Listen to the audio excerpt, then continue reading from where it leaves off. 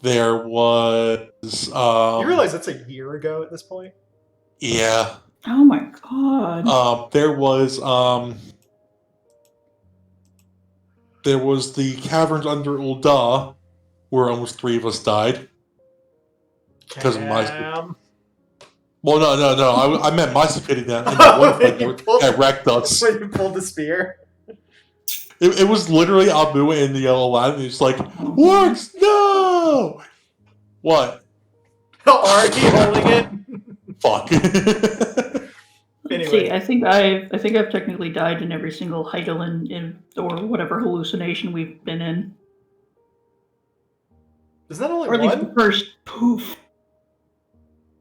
I mean, didn't I fail in something?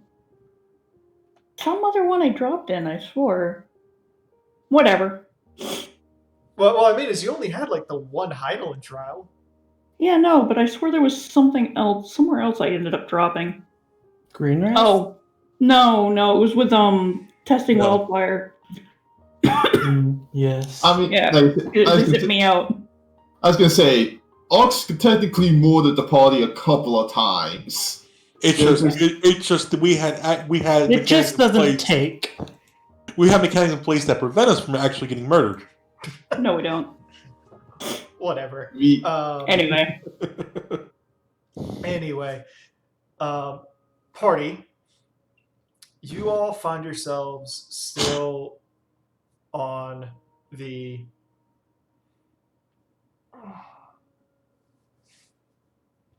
on the bench. You will. You're about 4 days into your trip at this point.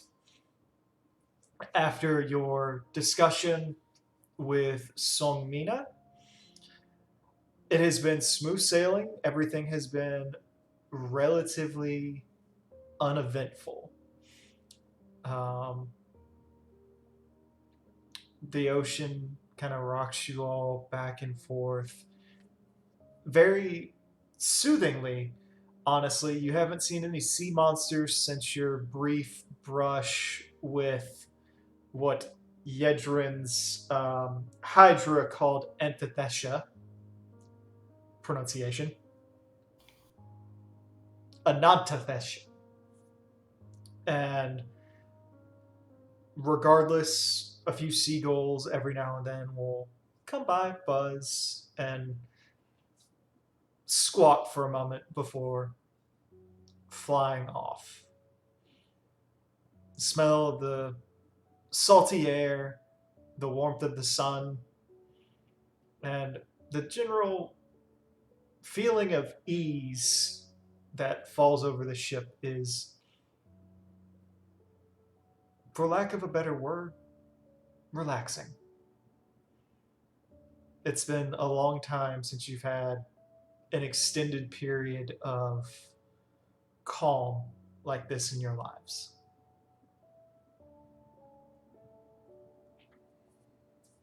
So, Agents of Mayhem, what are you doing?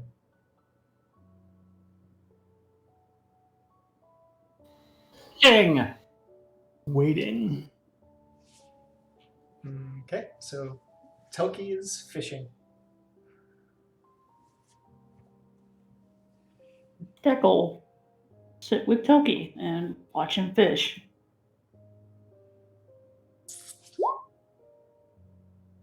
Oh, that roll. They're just not biting today, that's all. Yeah, Telki, you spend a couple hours fishing to no real avail. You don't manage to hook anything. You feel like something nibbled here and there. And with Rowan drawing in the shade, that's kind of going on there. Dak. After your brief moment earlier, you recognize that Telki has the same look of recognition that you had.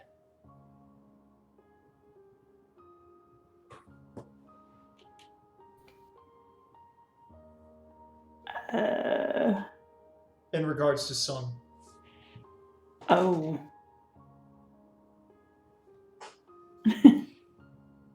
She doesn't really want to talk at all about him. As for you, Rowan, with your performance, what are you attempting to draw?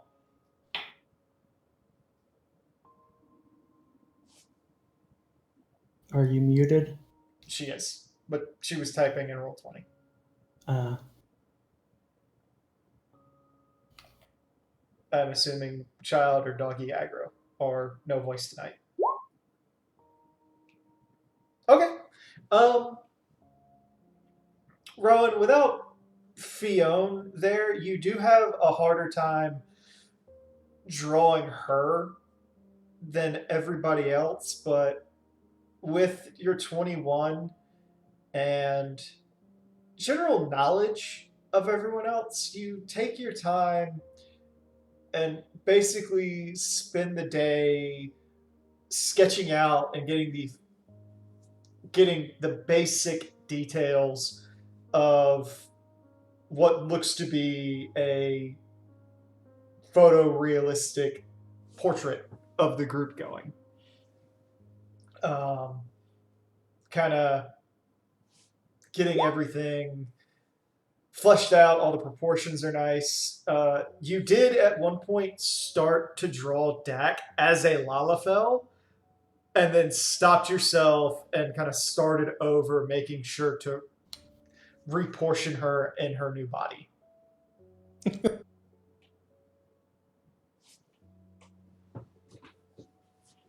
The hands still look a little wonky, though. Yeah, they're still stubby. I mean, just hands in general. Nah, she got a pretty good roll. Yeah. So can I be fishing with Telki? Okay, so you're sitting with Dak and Telki fishing. Actually, can I be spearfishing? No, you have to go in the water, dingus. I could throw Tintania from the boat and reel it back in. Fuck, you're right. Shit. I will allow it, but I will require you to roll a circumstance check. Okay, what am I rolling? A flat D20? Roll a profession fishing check. And then basically a 1d20 plus your wisdom, because I know you don't have it. Well, that's basically what my that's what my profession check is. 1d20 plus 1. Okay. So roll that. Okay, decent enough. Not horrible. I want you to roll a 1d100. Okay. My luck with these has not been amazing. 62. Pretty Okay. middle ground. You throw your spear into the water and it dives down.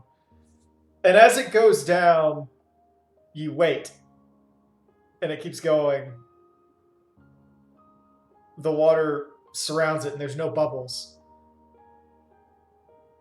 And you kind of wait. And 5 minutes goes by and the spear hasn't come back. Oh, no. I don't have any weapons. I mean, I do, but... And you're like, in the boat, you kind of like watch Telki's line during this entire time as it starts to drift further and further away from the spot where you threw your spear. Oh god, he caught my spear.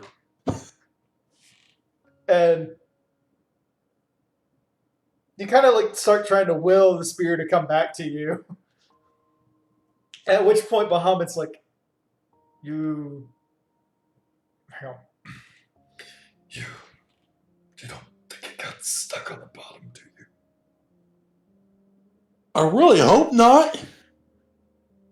I mean, I didn't want to throw it that far. I was trying to catch something like closer to the surface. Or you don't think it got stuck on that big thing from earlier. That I really hope not. Oh, works. And can't you summon your spear back? I'm trying to. Hmm. I think it usually comes right back to my hand with no problem. Especially if it's a straight line. I mean, it did go all the way. You don't think it got stuck on the bottom of the boat, did you?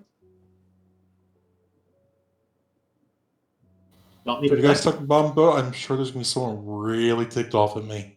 Hey, hon. Are you sure, Telki? I mean, the ship's going pretty fast. I mean, just tie a rope around me and I'm good, eh? I suppose. Why not just send Hunted? Well, anyway. Because we tried to pay her. Fair. Oh, was that Telki? Where is she anyway? I think she went below deck. Go ahead, Hunt. I know you're trying to talk. I was just gonna say, if I sit in the room running down the checklist of possible hobbies to try. It's like got like a little checklist, a little notepad coming out. It's like, should I try archery? No, that would definitely create a demon. Don't do that. Pottery? But what happens if I make like that weird gourd thing from mythology? No. Would I get a monster if I just baked cookies? Yes. Cookie Monster. Yes, thank you. That's what I was trying to get. It's like, should I try cooking? No, too many people in our group already do that. Should I try brewing? Dude, or cooking. Cooking's good. It's like, Trade off. come back to that one. I vote for the brewing. And learn your own. Regardless, Dak did call you. Do you want to see if you heard her, Yedrin? Sure, why not? How about we get both you and Yedrin to go, Telki? Yeah, you hear the Yedrin from upstairs. Yedrin!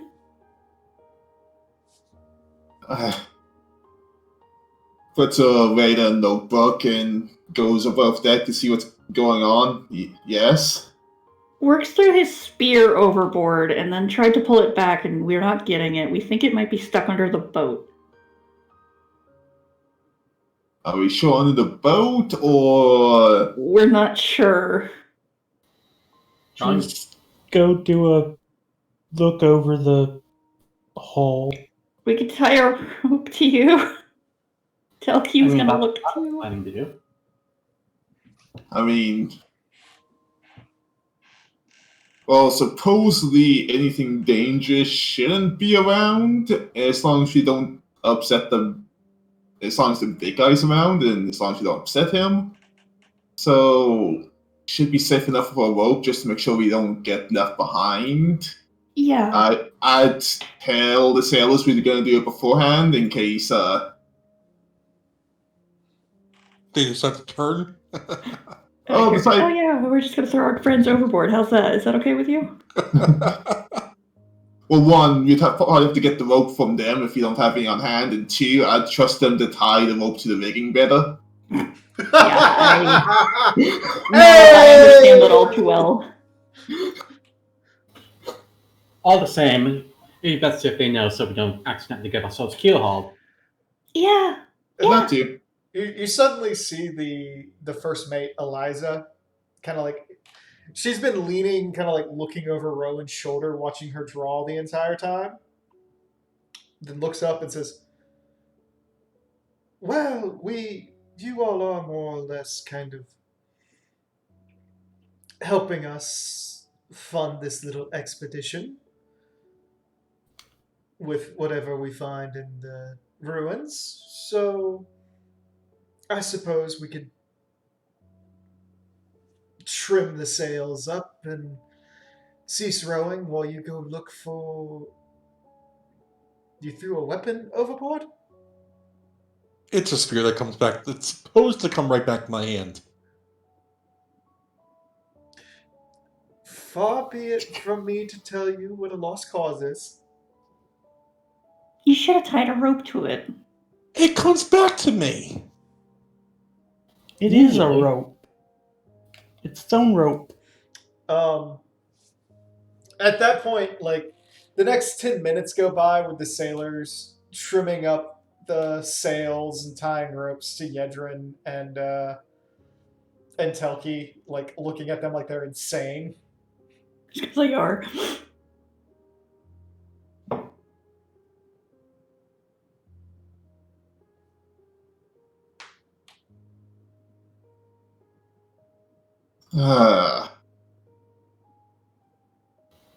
Look, this is no different from rescuing someone who went overboard.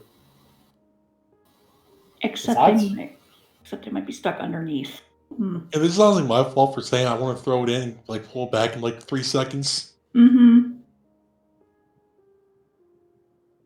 I mean, Oh. yes, but mistakes happen. In all honesty, the only reason I'm going through with this is because that spear's worth a lot, works.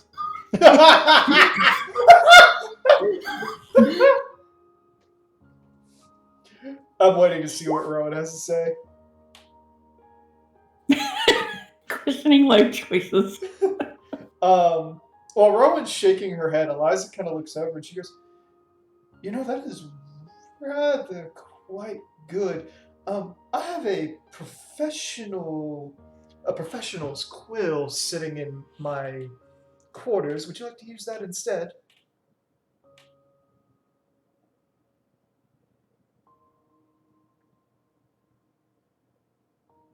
It's one of those nice little metal ink pens. Is that what they call them? Pens? I was just called a quill.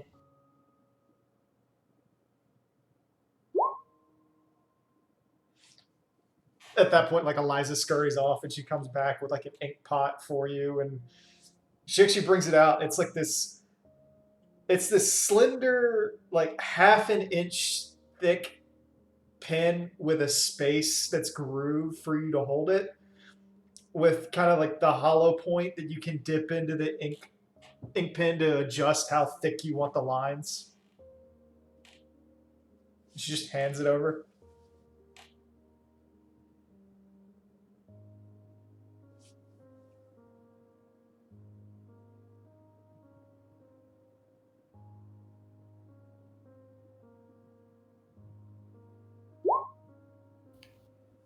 Just nods and goes back to watching. At that point, Hedron and Telki, you jump over.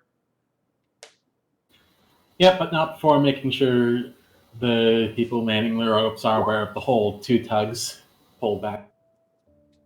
Okay. So, Telki, I want you to give me a fortitude save. Yedrin, you went in the water as well at the same time? Yeah, probably. Okay, so Yedrin goes through first, hits the water, and there's no splash. Like, the water just ripples and kind of sinks down, and she disappears beneath it. Telki hits it, and it sinks and then throws him back onto the ship.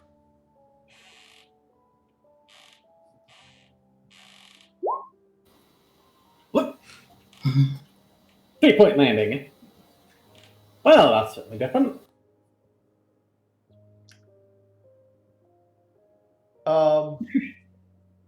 Can I say something on character real quick? What's up? Dear God, it looks just through a spear through a plane or portal because the big guy's around. Sounds about right, yeah. Oh my god. We'll explain why we're catching no fish. So Yedrin, you go through, and as you stop, you kind of like look about, and you float for a moment, and you turn your head, and you can see the boat behind you, but you're not in water anymore.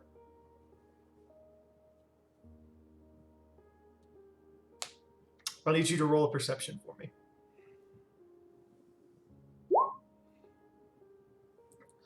You turn your head back and forth a few times, look about, and you see stars all around you, floating about in all directions.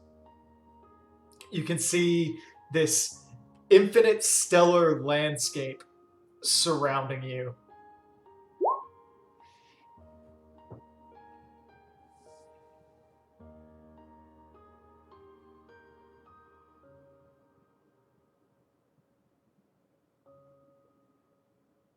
I'm gonna say I don't notice the spear anytime quick. You do not see the spear at this time.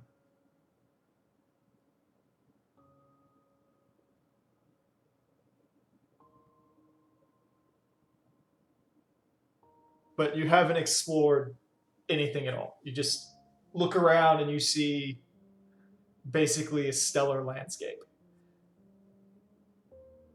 And then, I'm thinking, no. then after a few seconds, you see this swarm of teeny tiny, like size of your thumb, white jellyfish kind of float about you, spin in a circle, and shoot into the ocean behind you.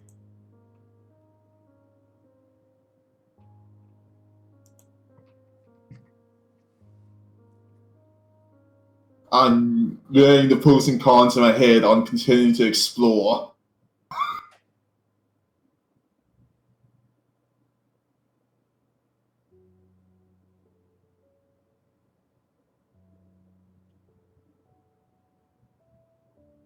Um,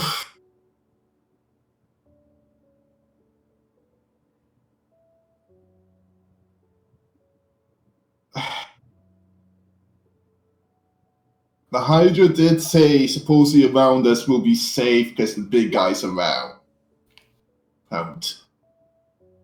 So, but we'll cautiously explore for a little bit just to see if they can find the spear and get out quick. Okay. So, as you start exploring, you look down and you see that there is an eye on you right now. And for the first time ever, you see the head of the creature that the Hydra told you about, that the Hydra named. You see Antithesha's head. And you look at this and you're like, you kind of freeze for a moment as its eye comes upon you, and it kind of just looks at you for a few seconds and then keeps going. But based on how much higher up that you are on it and how much of your vision it takes up, even at this distance, you'd say its head alone is probably the size of a mountain range. Like the Himalayan mountain range.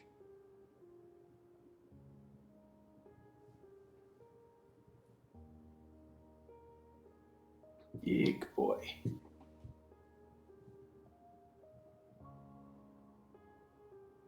That is huge.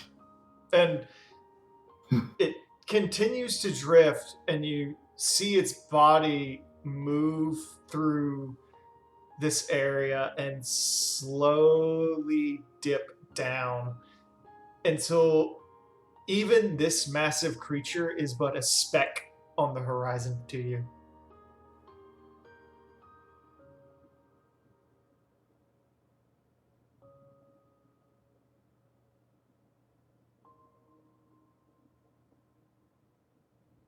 Big creature, big place. He's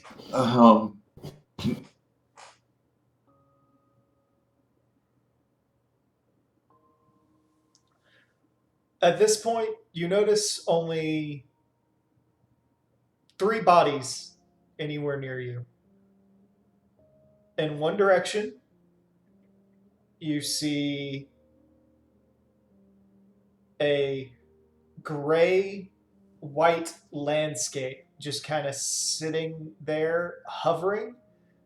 Probably from this distance is about the size of your fist in your view. Well off, you can see this glimmering red crystalline structure. Though at this point, it's probably about the size of your pinky nail. And lastly, looking straight down back toward where Antithesia was, you can see this singular orb of green and swirling white. Oh boy. Quick question. Is Telki's fishing line still through the water? It never came through. Nah, Ah, he would have reeled it up anyway. yeah. Oh boy.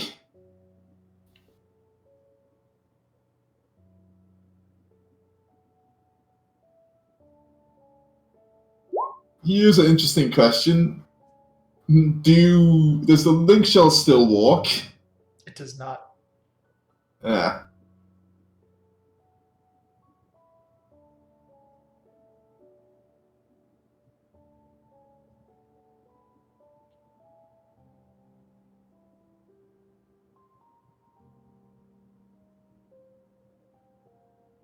As a further note, no matter how far out you go, there is the rope never loses its slack.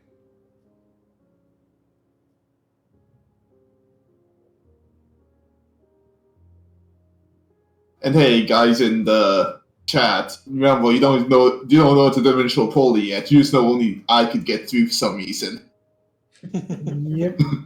We just automatically assume magic fuckery. I'd say that, yeah. It's water made small boy go bounce. But let Yedrin through. There's some sort of magic fuckery about. So Yeah, I'm just gonna sit here and bitch about it. Yeah, I'm just trying to balance in my head. Do I want to explore and try and find Woke's spear at the risk of my life, or do I want to back off and... You could hear works in the back of your head. You can find that fucking thing! I need you As to- if it was Yedrin's fault. I would like you to roll another perception, Yedrin. Either you find that thing or I'm using you as a spear.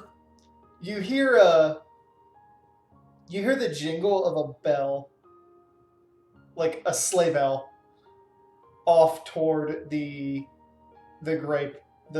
gray orb in the distance.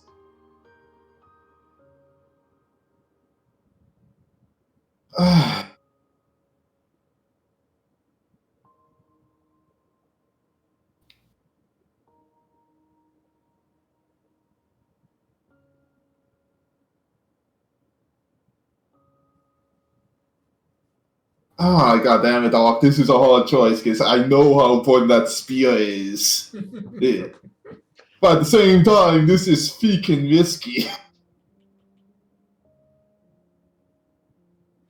I mean, I'd back out and get the party's opinion if I'm just not sure if I'd be able to get back in if I did. What's funny is the only way this is going to happen is if Works rolled a 50 to 75. Oh no! As if what? This was only set to happen if you rolled a 50 to a 75 because I figured you Oh, were going God. to try something like this. 76 to 99 would have hooked Antithesia. Guys, look what I caught! At which point it would Put that thing back where it came from, or so help me. at which point it would Back with have just ignored you, but still. 1 to 25 You know what? was nothing, and then 26 to 49 was you would have caught something inedible. And here's a question. Guys, I caught a boot! Yeah, here's a question. Can I phone a friend, aka Hydra? I mean, you are connected through planes with it anyway, so yes. Like, use a lifeline, please? I was gonna say, I'm gonna try and get in contact with the Hydra and ask its opinion, because I'm dealing with the unknown here, and it probably might have a better idea of the risks involved than me.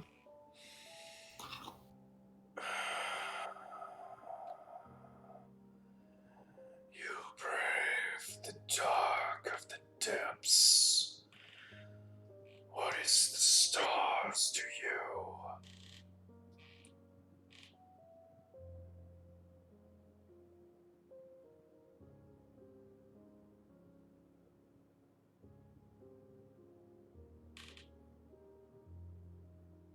Oh, I'm gonna guess the stars aren't stars, and are instead either portals and or more of those spheres.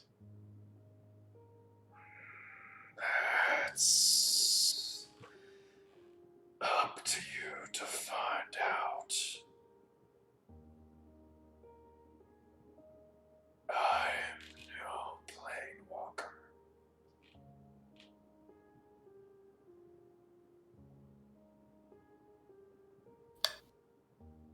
I take it this place is highly dangerous. I do not know.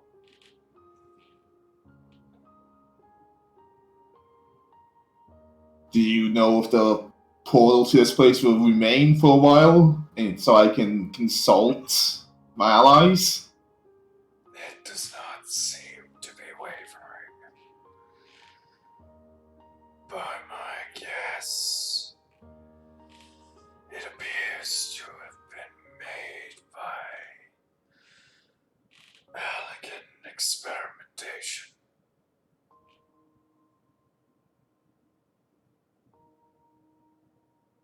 Oh, that's an interesting thing. Thank you for the advice, and thank you for the knowledge. Alright. I think I will breach the water to talk to my combat about this. Is everyone still looking over the boat? Yeah. How Yo, much else to do? Rowan, you looking over the boat? Or are you just still drawing?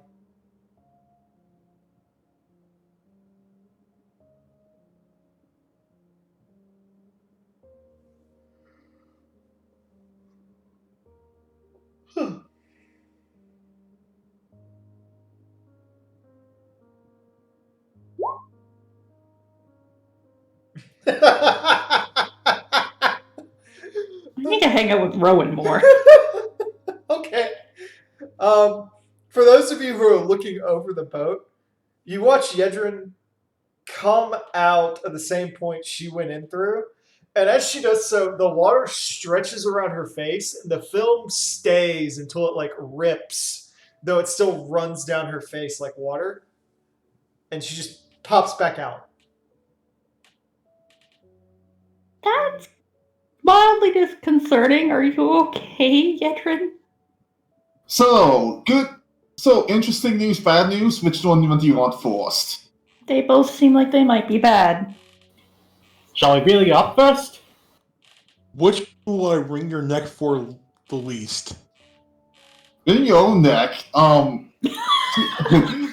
To explain what's going on here, I think we've parked on top of an old elegant experiment, according to Mutual Friend, and it seems to be a portal between dimensions. I'm under the water. I'm seeing basically what looks like a sea of stars and some land masses nearby. Yedrin. Yedrin. Yeah. You can basically tell them it looks like the same area that we went to when we tried the experience. Oh, fair enough. Or in other words, I'm in the experience without drinking the experience. So it's a portal to the astral plane. Interesting. Very interesting. Works only you could throw your spear into the astral plane. Excuse me, I'm going to go Hey, and works. Roll jump a up. roll of fortitude.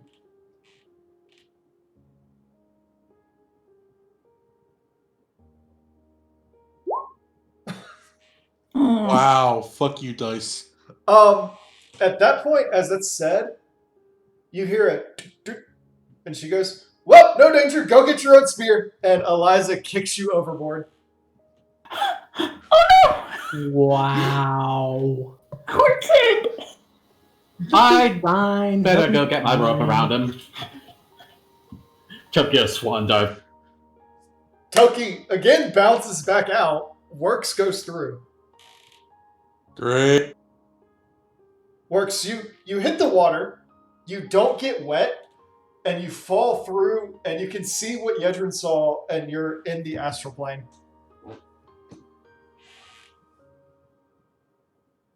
Just thinks to himself, well, since I'm down here, might as well try it. And holds his hand out to bring the spear back. It still does not come to you. God damn it! However, as you come through, you look behind you, and Bahamut is fully formed, like as sort of like as a projection behind you.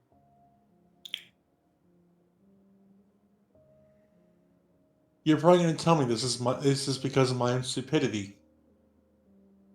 There's a blink, and he goes. And he looks down. He goes, "Wait, what?"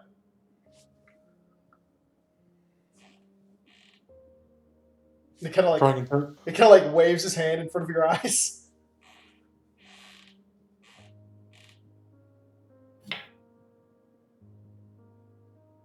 just like, yes, I can see you.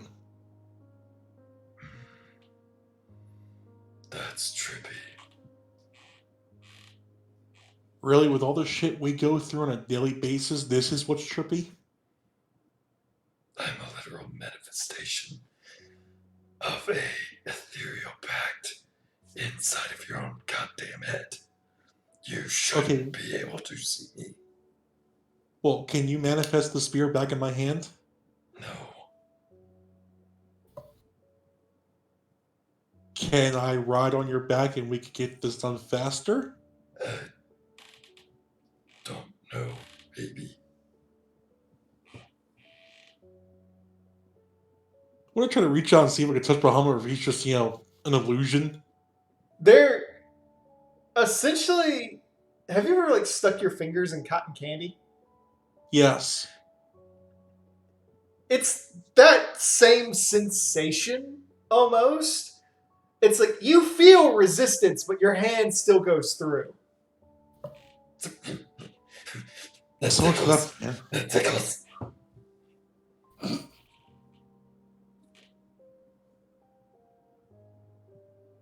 How was I supposed to know we were over a goddamn interdimensional portal to the astral plane?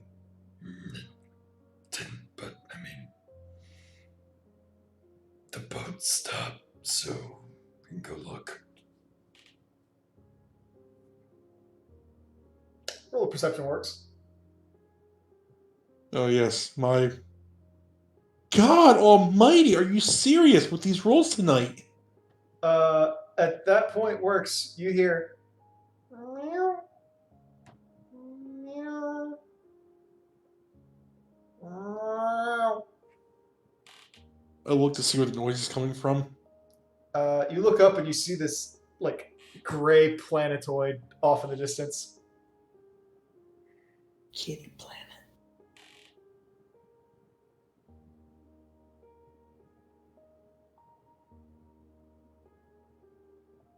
Suppose I can just stay down here until I die.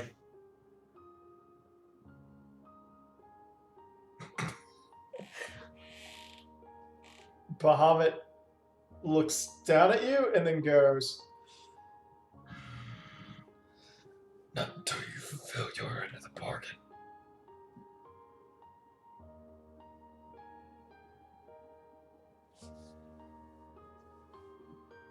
We'll talk about that later, which you have not informed me anything about my end of the bargain yet. And this time,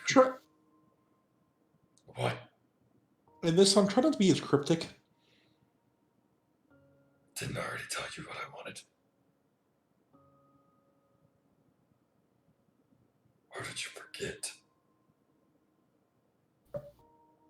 talk to me. You woke me up in the middle of the night. What makes you think I was any bit aware of what was going on?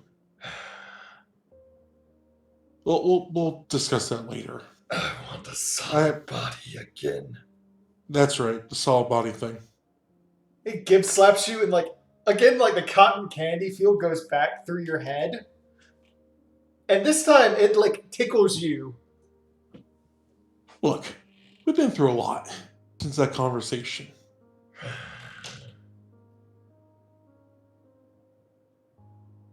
Whatever. Well, any idea where to start?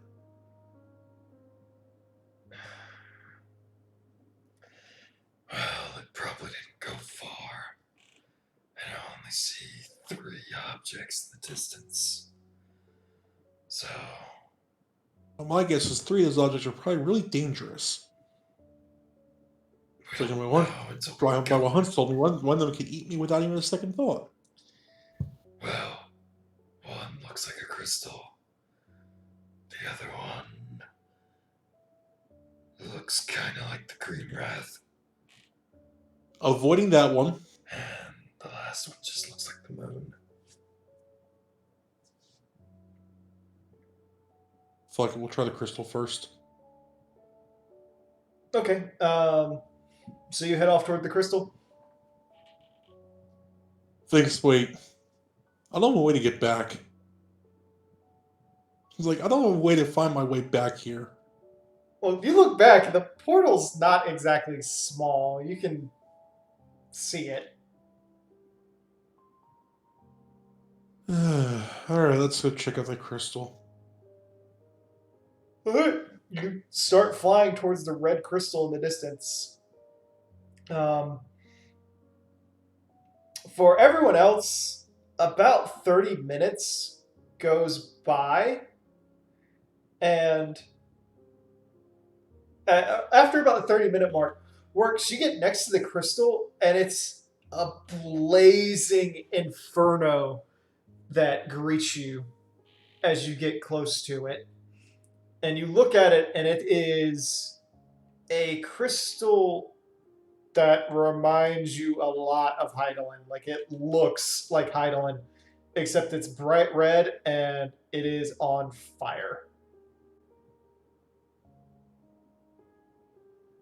I wonder if this thing is sentient. Do you say that out loud? Yeah. As you say that, the fires kind of turn white. Piss drop. Hello? It crackles for a moment, but there's not a response.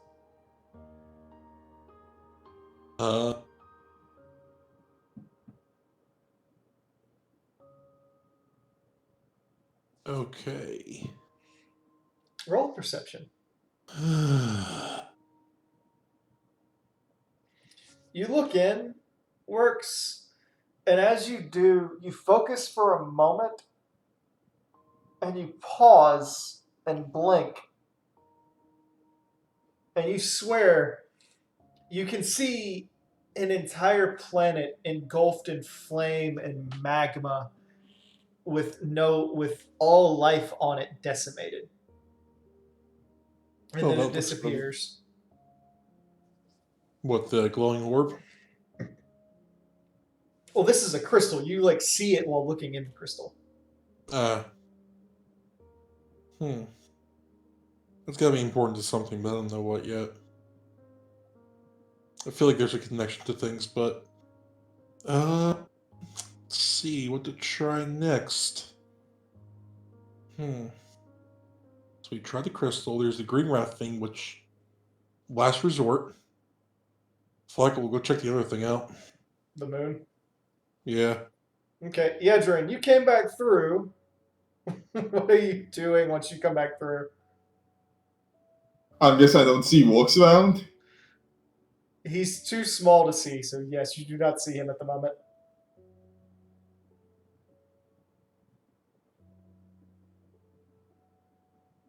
I said, sort of a reaction of, oh, god damn it. You couldn't even wait for me to get back on to keep an eye on him? By the way, Works, while you're doing this, it only feels like 5 or so minutes has passed. Cool. Yep, that confirms my suspicions. Time fuckery? Different planes of existence, different concepts of different flows of time. I mean, we saw that with the first shard in the source. Well, to be Yeah. fair, based on the distance that you traveled, Works, you're traveling faster than the speed of light right now. Cool.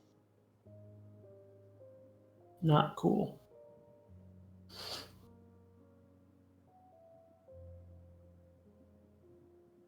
Anyway, so you head back towards the moon, and as you head towards it, you and Yedrin do spot each other. I just asked a question. Can we talk in here? Try.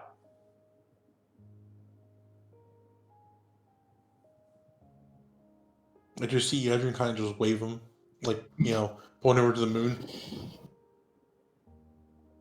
At that point, you both hear. No, not this thing again. Space cat. Is there rainbows too? No. Can I look for a giant cardboard box? You do not see a giant cardboard box. You do not know what cardboard is. No, they know what cardboard is. I didn't think they had cardboard in Eorzea. Hey, something really close to it. I think I think one of the housing items is actually like a fucking cardboard box. Oh yeah. I'll admit, I'm tempted to try and make a sound, if only, but I'm also worried that as soon as I try and do that, something terrible is going to happen to me. Yeah, most likely. So what do you do, Yedrin, as Works basically like lands on the moon? If he's already going there, we'll move to like, we'll move to go with / keep an eye on. Okay. You both land on the moon, and as you do so, there's small bits of dust that rise up. Everything is white and silent otherwise.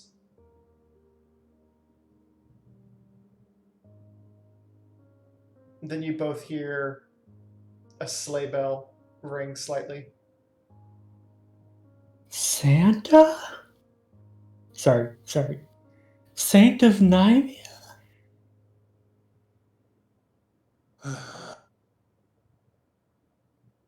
Okay. How big is this moon? About the size of Eorzea's moon. Oh god. I was going to say I will search the entire moon, but that might prove a very unfeasible concept. How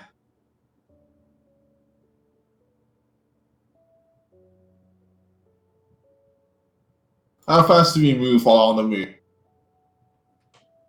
It feels like you're moving at your normal pace. Okay.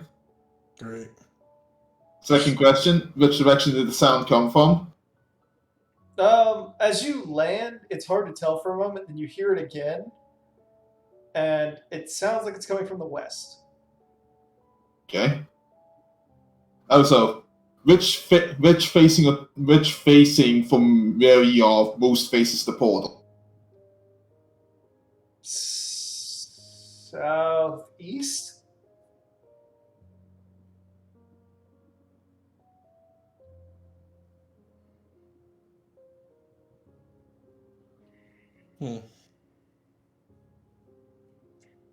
Not sure if they wanting to risk actually talking. He flips open a page of the notebook if they can. You And just do so with no resistance. and just jots down directly noise to the west. The moon most faces the portal to the southeast, and flips it towards Walks. And just sort of raises an eyebrow questioningly. Sort of, what do you want to do? Genius. Right, Sid, what do you want to do, genius? Works just gives her the look of like, what the hell do you think? So there's a sleigh bell to the west, the portals to the southeast. I still don't have my spear. It's probably not on the moon. Again, you hear. Cat. Oh god. Alright, let's go check. Just looks at Yedrin, looks at the cat, looks at Yedrin, You looks at don't, the you cat. don't see the cat. Oh. You just hear it. And that is the cat sound coming from the west? Yes. Just like writes down west. Just makes a lead-on motion. Okay. The two of you walk for roughly what feels like 3 minutes, at which point you see a small crater ahead of you and you hear the noise again.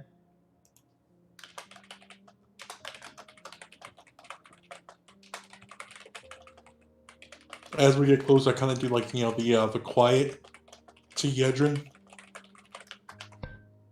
As we get close Okay. and look over into the crater. You look over the crater, you look down, and you see a a tuxedo cat with bright blue eyes looking up at you, a red collar with a broken sleigh bell on it that's still jingling slightly, and a tail that splits off into a Y. And sitting in front of it is your spear.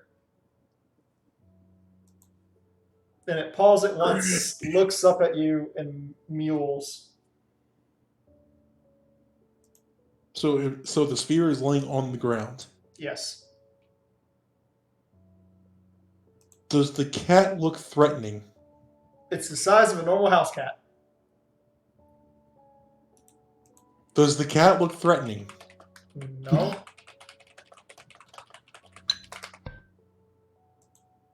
I turn to Yedrin and I whisper, prepare to run. I don't know what the fuck this thing is. So I'm going to lock eyes on the spear, Mm-hmm. and I'm going to put my hand out to try to bring it back to me. It does not move towards you. The fuck, spear? This is your entire job. Turn to Yedrin again and whisper, okay, be prepared to save my ass. Also, do you have any fish? By the way,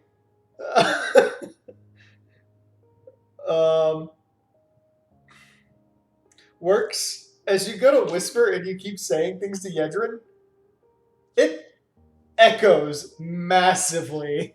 Like, fills the entire space every time.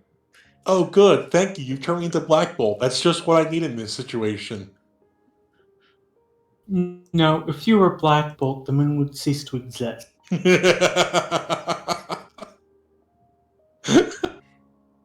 That's fair. It's so quiet, even your whisper echoes. God. Even though it shouldn't, because space. Different plane of existence. This is Magic. magic space. This is fucking magic space. Fuck you. Just like, alright, well. Knowing well, this is how I'm going to die. And I'm going to go into the crater. Okay, you go into the crater. It paws the spear again and seemingly pushes it towards you. I get down, get on one knee, and go to grab at the spear. You grab the spear. Roll It's still the same spear, right? Yep. Roll a perception. Great. Now the cat's gonna laser eye me. You look up, the cat's gone. Your broken jingle bells are laying where it was. Those things. That wasn't a reminder to my unfortunate luck.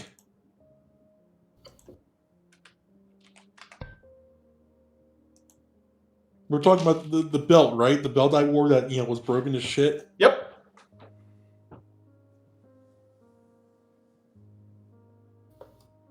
Free magic item even if it's broken. To grab or not to grab? Probably worth something. Everyone would kill me if I didn't grab something of value. Grab it.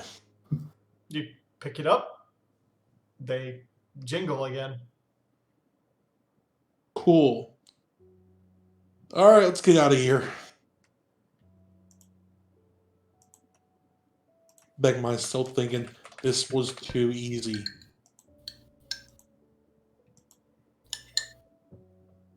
Okay.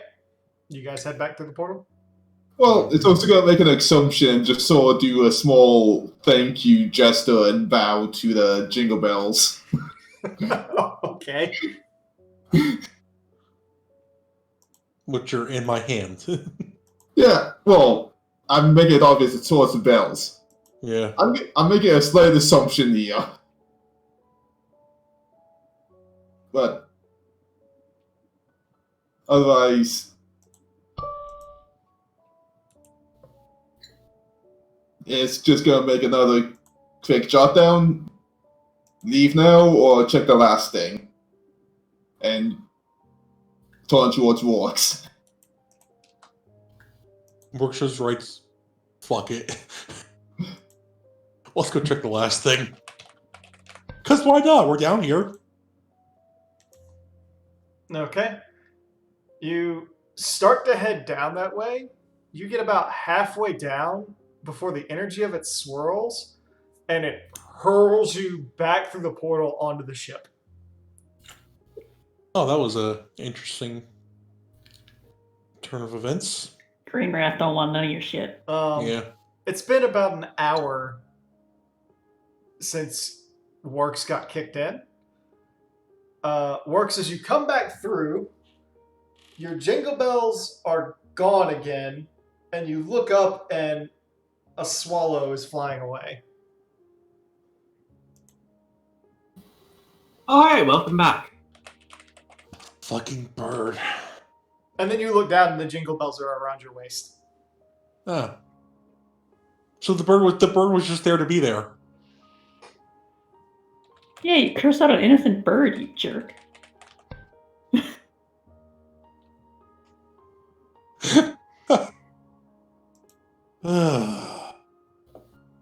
So that was a thing. That was. It took a long time. Andrew, can I borrow a piece of paper from the notepad? Sure. Memo to self. Never do spear fishing again. And puts it in his pocket. Well, I guess that's So he my calls that. for trying to learn a new skill. Chunky Pats works on the shoulder before calling the crew. We got him! I mean, Where's Sail? You Hey, listen you see several of the crew like start to kick the ground, and some other ones like snicker a little bit. You see Gil starting to get exchanged. On me. Okay, hold on. I want 10%. I want 10%. Don't get shit. don't even bother. No. That's what Let's just take on my livelihood. I deserve 10%. they You're can, trying to they get money from pirates. can Yeah. completely ignore you and just let the sails down. I was just gonna say, you basically caught. Well, I guess good news, bad news. We basically wasted an hour of trip. Although I guess now we know there's somewhat stable portal between dimensions in this area of the waters. Someone should mark that on a map. Oh, I'm sure they have already. Oh, worse than yet are alive. That's good. Just Dak was snoozing next to Rowan. Dak, they bet on me. They bet on me living. Oh, I know. Some tried getting me to bet, but I didn't want to. Those. I hate people.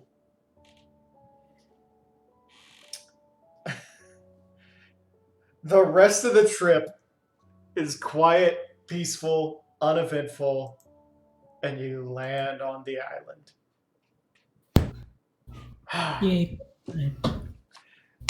As you begin approaching,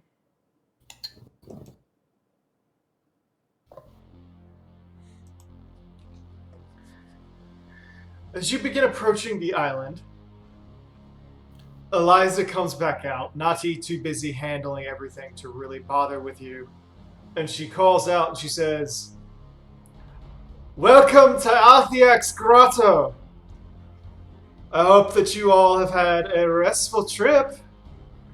Now's when the work begins, alright? If you have any questions, we've got about 30 minutes until we hit our destination." Wait, a 30-minute hike? Gross. No, 30 minutes until we hit the beach.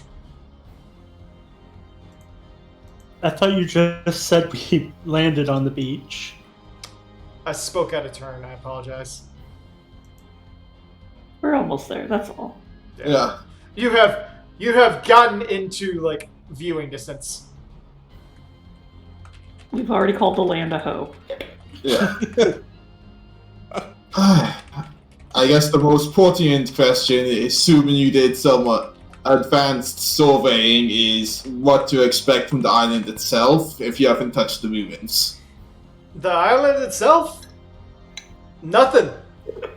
It's been underwater for the last, I don't know, maybe... Hang on, let me get into her voice. Well, we don't really rightly know, but we expect nothing. It's been submerged under the ocean for what our maps are saying of the last, 4,000 years? So no fauna to speak of. There's a few mangroves, but that's about it. Mostly rock.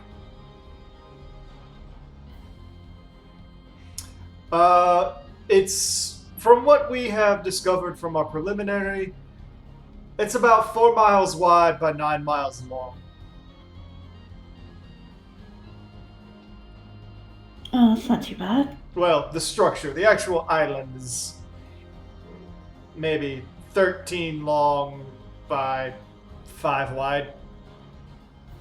Any idea what the structure was for? Not a clue. Well, I guess we're here to find out. Indeed, you get it. Though based on what we saw, the structure is about 300 feet high Oh, from its base point. That could, knowing the Alligans, that could amount to anything really. well, that's It is enough to be an observatory of any kind. yeah. Well, at least we know it's not. If it does have a basement, that we're going up instead of down. So some people are gonna like that one. I particularly like that. She shrugs and says, "It could have a basement. We don't know. Yeah. There could be something underneath it, but we have no way of seeing it. And Yeah. divers haven't found any caves or underwater entrances or anything of that nature. Well, so we're basically approaching this blind, but we shouldn't expect any trouble from the island. Is there any particular approach we're taking with this? Us going first to clear out any hazards and then you fall behind? Or are we trying to try and map it out and then bring back the info to you? Well, While you... at that point, you hear several voices chime up and says, "Hell no, you're not going in alone. And you look and you see Sungmina has spoken. You see Gubin, you see Tassa, you see Nati, you see Eliza. Like, all of them speak at once, and they're all, like, looking at you suspiciously. I mean, fair enough. I was just asking. They go. At that point, they all look at each other and they like let Eliza speak. And she goes, "Well, you see, dears, while we like you, Allegan ruins are a trove of wealth. And, well, money corrupts. And we all want our cut." You already made a profit off of me. Some of them did. They made very little gil off of you. Eliza looks at you and goes, "It was 3 gil bets. That's not a profit. Not to That's mention, entertainment. That's Not- lunch. not to mention, you're talking bets between people on the crew. They still have to get paid." Mm-hmm. Pretty much the net profit of the crew was 0. Yeah. So no profit was made. Now, if they had bet with one of us, that would be Yeah. an issue. It's understandable you want your money and you don't trust us 100%, and that's smart, honestly, because, said, while you like us and whatnot, it's still expensive things we might be rooting up. I would, however, request that any kind of tombstones I can get a look at first. The only thing I want is gear. The Really? crew kind of like rubs their face, and you see Eliza go, "While it differs from ruin to ruin, the last one of these that dredged up and sold something of great value launched the individual who sold it directly onto the Adalan Council." Yeah, and guys, gotta remember, we're the for hires here. We're not in charge of the expedition. We Mhm. get what they let us have, basically.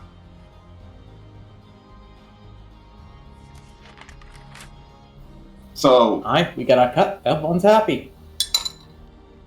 Just as long as the cut's nice. What we were planning on doing. Honestly, you all are the adventurers and probably the experts on Allegan things here. We were planning on letting you at least divvy it up since you're probably doing the hard lifting, but we were more or less expecting a 3-way cut between all parties involved.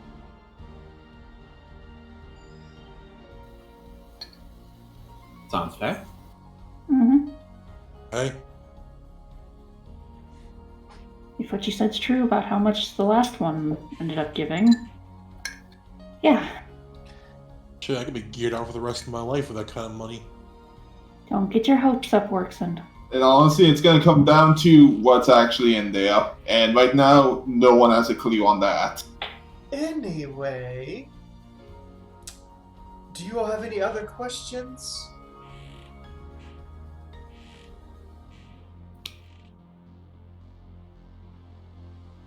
None that I can really think of offhand. Kato's gonna take out his binoculars and like scout the. Just take a look at the facility and see if he can figure out what it might be for. You have no way of telling. It's all very alien to you. But basically, it looks like almost like an ornate crystal box with 4 towers coming out the corners of it.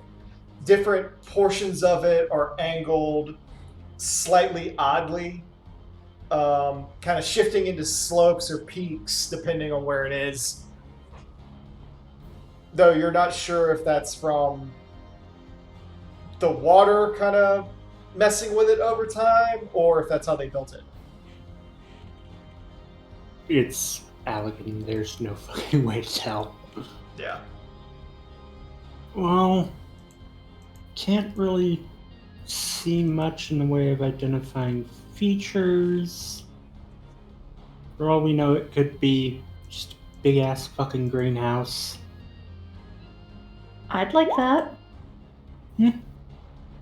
It would be definitely be some interesting finds, but no way to tell until we actually get there. Well, Not there's we've bad. got our survey info, we've got our orders, we've got our intuition. I think we're all... Matron, help us. Yeah, you say that like having our intuition is a good thing. Just elbows Kano. No, you're Rowan- You're not dead, are you? Come on to something. Rowan, as you offer your prayer for a few moments and say it to Halone, there's a brief tingle on the back of your neck as you feel a cold hand slide its way kind of over the side of your neck and then rest on your shoulder and grasp it, kind of giving it a small squeeze before it disappears.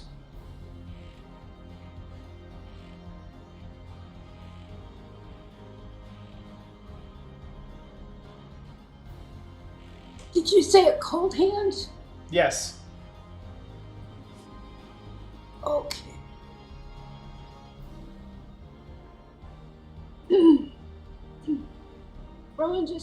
Rowan's a little concerned about the cold hand, but she still takes a breath and she's like, okay, let's get this party moving.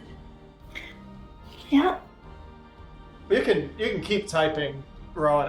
I didn't know you were having issues today. I'm sorry. No, it's okay. Okay. I now have to stop making typing impossible.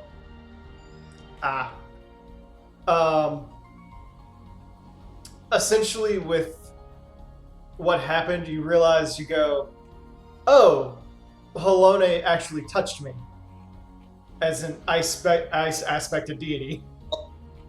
Oh, duh, I'm an idiot. Yes, you're right. Okay. You're not an idiot. I mean, it's something I forget all the time. Yeah. Um, So I feel more assured since I've been touched by my goddess. Around that point, the ship makes landfall and the crew hops overboard and starts rushing over, and they kind of pull it in to make sure it's moored tightly. And at this point, everybody that is not basically maintaining the ship right now has gotten off on the beach, and they look over to you all and they say, also, to be honest, or Tass is the one that speaks up. He goes, you know, to be honest, we actually don't know how to get in. Well, there's always an entrance somewhere, so we'll have to just find it. Try blowing it up. We honestly know we don't have the firepower to open a Allegan ruin. Plus possible defenses and or fragile stuff you want to preserve. More or less. We figured experts like you would probably know a thing or two and could get us in.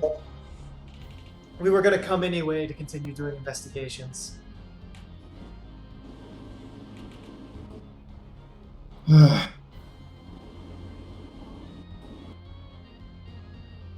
Well, I'm assuming you've already looked around the base of the tower for an entrance, or did you? Last time we showed up, the base of the tower was still a bit underwater. If you look up the rocks and up the beach, all the way up the path in quotation marks, you actually do see this kind of like blue ring of crystal with a small slit in it that is very obviously a doorway. Well, that looks promising. Right, Yeah. but there's no handle, no keyhole, no nothing. Try Wi-Fi password. Or a keystone of some sort. Anyways, first order of business would be to take a closer look, see what can be seen, and then if we have no clues, it would be trying to figure out if someone left whatever form of key it was on the island. Either that or figuring out a way to forcefully open the door. Have you seen any auxiliary structures around? Or is this the only one? This is the only one that we have seen so far. One of our divers, about 3 months ago, dove down and saw an auxiliary structure off in the distance, but it was off in the distance underneath the water. Barely visible, and he's not even sure if he actually saw it or not. What bearing from the main structure? Southwest. It's something to keep in mind, but let's see if we can do anything on dry land first. So, shall we go take a look at the possible door? Yeah, it's the only thing we can do at this point, really. Or at least the best course of action. Alright. So Kato and Yedrin, you start heading to the door. Telki, Rowan, Works, what are you guys doing? May as well follow. Yeah. Keep an eye out for anything interesting on the side. Yeah, gonna follow the others just to, probably have Scotch and Millie looking around too. Okay. So, Rowan and Kato, Telki, as you guys are rolling perceptions and looking around as you're walking, you look across this island, and despite lacking any vegetation, it is beautiful.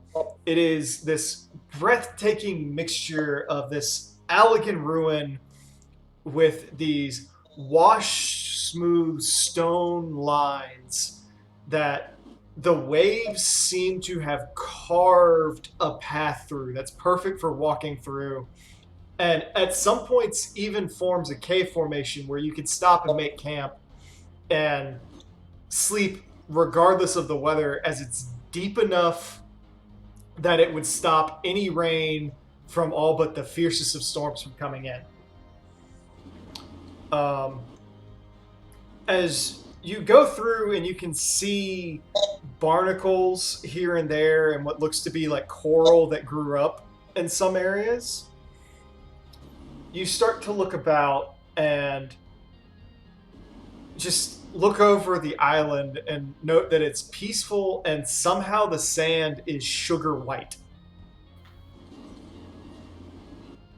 Despite being where it is. When you finally get up to the top of it, you see the door of the elegant structure itself, and you know that the door itself is probably about 25 feet tall, with kind of this long array of crystals, a gold trim over the center, then another layer of crystals, but it's got no inscriptions. Telki, when you reach the top and look around, you turn your head and looking far, far down on the western side, the eastern side of the island, you see a ring of stones that looks almost natural with a very small tide pool in the center of it.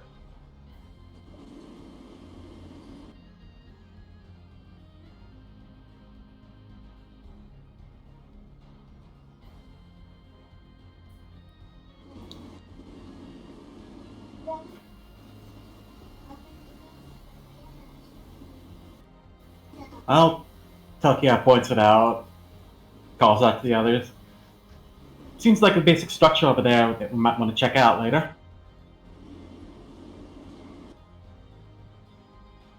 looks natural enough, but you know, it's Allegan. Nothing's natural.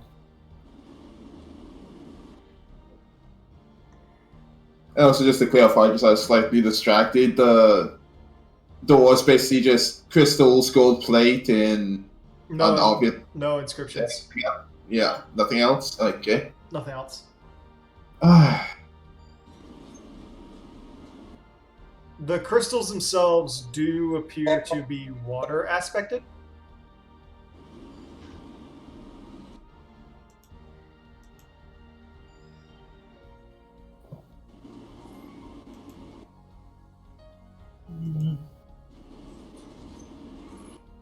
Tart, maybe try creating water on them.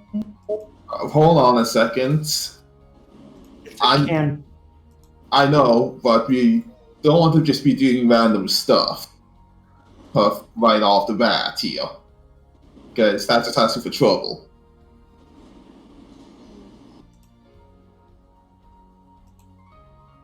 I say go for it. I was going to say, Carlo, don't you have a magic item that lets you somewhat get a feel for mechanical things? Yes, but that's a once a day thing, and you know, try not to blow it on the first thing we come to. That is good to know. Second thing we can attempt here, I'm going to be somewhat careful with this, and well, do you want to respond to what Rowan did first, or shall I continue? Knowledge Arcana? Rowan, as you kind of like try to perceive what's going on, the mixture of engineering and magic and all sorts of other weirdness with the Allegans makes this like trying to it's basically, and forgive me, I am not saying that you're unintelligent. This is essentially like someone with a basic understanding of algebra trying to comprehend applied theoretical calculus and physics.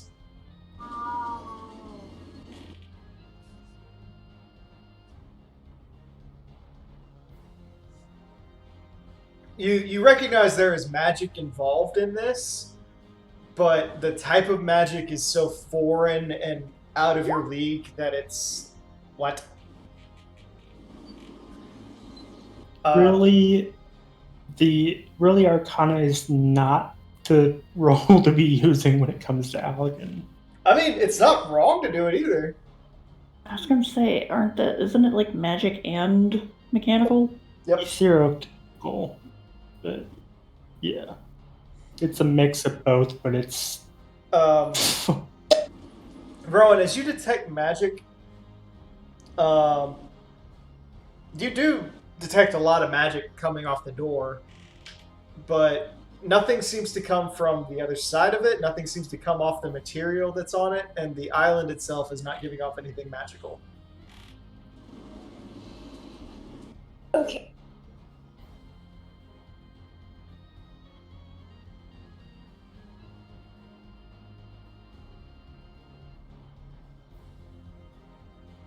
So, what would you all like to do? I say do the create water thing. If you all back up, I will do the create water. How's that? steps back. Yeah, Deck's gonna go like, let's see, 25 plus 5 or 2, and just gonna go like 40 feet away. Okay. And use create water on it. How much water would you like to create? That's a lot of water I can. You can create 22 gallons of water. All of it, no. It's I a mean, cantrip. Go for it. Yeah, I mean, dump 22 gallons of water on the door. You dump 22 gallons of water on the door. As it hits, soap suds come out of it, start wiping itself in automatic circles, rub it down, and then a burst of air comes out of small holes on the side, and it's dry and now spotlessly clean. All right. Ah, Well, nice to know it's got auto cleaning, although it was on the water already, so I wasn't expecting much there. Gosh, can we get that on some of our houses? Anyways, It was worth a try. yeah, if you guys want to start heading towards the water pool to see what's up with that, I'm just gonna take a quick look at this a different way. Hey, Orc. Yes. One, I have a at will detect magic, and two, I'm gonna approach this from the aspect of it's a door, Mm-hmm. and basically, I'm supposed to be able to handle magical devices and doors and such somewhat due to the whole feat thing I have. Okay. So, yes. Track finding. yeah. You walk up to it, and it's a flat plane of metal. There's nothing there to disable. Well, the thing with I was gonna say, if there's any obvious magical way it's made to open and stuff, I can also do that. It's not obvious. So it's basically You're detecting magic, and there's like, just looking at this thing, you're like, I have no idea how this works. This is far above my ability to understand.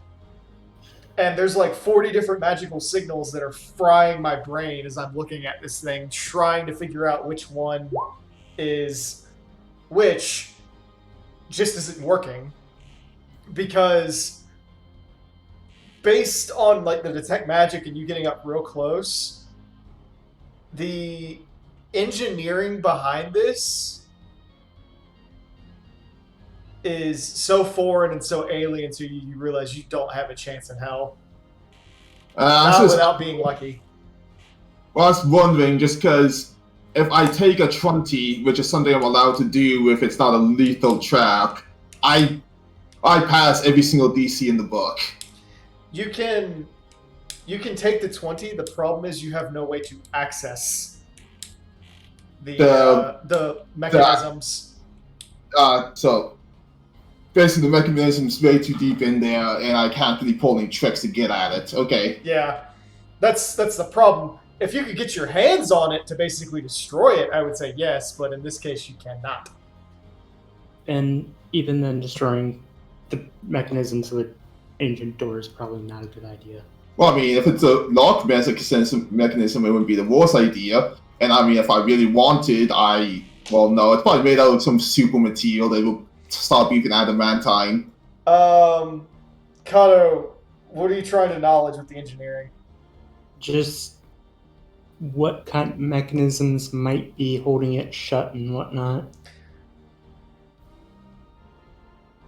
Because you cannot see through it, to see, you can't really tell. It's not making any sounds.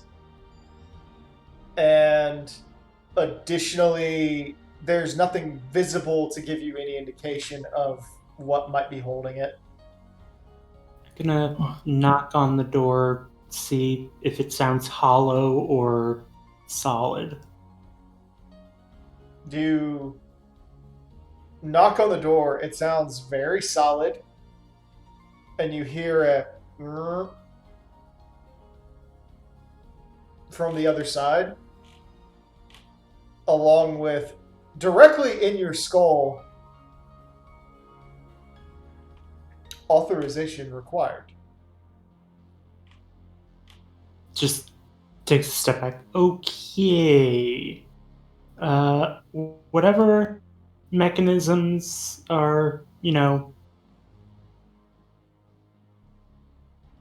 automated things that are at work here, or were at work here, are still at work here. You suddenly Okay. you suddenly hear a scanning biosignature. Oh shit. Shit. It's now scanning my biosignature. This You hear prepare for, unrecognized. Please gain authority to enter. okay. It's asking me to gain the proper credentials for entry. And So- since it did a scan, I'm gonna guess it goes off of We have to register biometrics of some kind. or Aether. Either which way, it's hard to tell if Elegance. It's elegance. Those are pretty much the same thing. Yeah, and whoever's keeping it locked too deep in there, unless I want to try and scrape away towards the lock and accidentally trigger something, that's not opening on this end. Yeah, I think since the AI or since the intelligence that is working it is still, functioning, I think any kind of hostile act would be very bad idea. Just really fucking bad idea. Okay, so Oh, he's- Rowan, did you go with Telki down to the circle? Or who all went to the circle? Oh, I did. I was there to keep a watch over Yedrin and Gato, so I Okay. was follow Toki. Okay, so Kato, Yedrin, if you guys want to finish. I'm sorry to interrupt. No, I think that's about all you can say. So Yeah. it's basically looking at Colin and Todd going, I guess the next point of action would be to check the water pool that was found and hope there's something there to help. Okay, so Telki and Rowan, when you guys get down to the water pool, you find that the stones, while they seem natural, are kind of laid out in such a way that it almost looks like sarlacc teeth popping out of the beach. And you look around, and they've been rubbed smooth, and they're very much just a part of the island. Like, there's no biological thing around it. And you can see that there's barnacles and coral along with this little tide pool.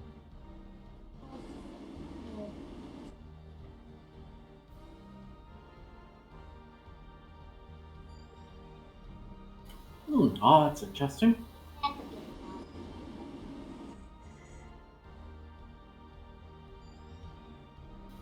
So we've got smooth rock.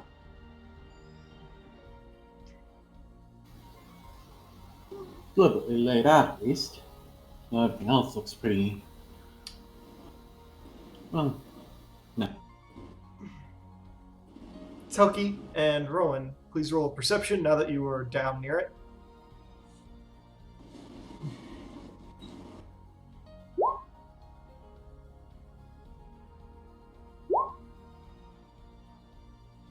The two of you look down, and it becomes very apparent now that you're on top of it and can look down. The water is a little too glassy. And when you get close to it, you look down, you can see right through, and in the very center is a mechanical looking sigil with the symbol for knowledge on it. Oi, I think we got something over here. I'll be down in a second. Starts making his way over. yep. Okay. So, do you all make your way down to the tide pool, and Telki points out the sigil in the center of the tide pool? Looks rather than decorative, that's all I can tell you.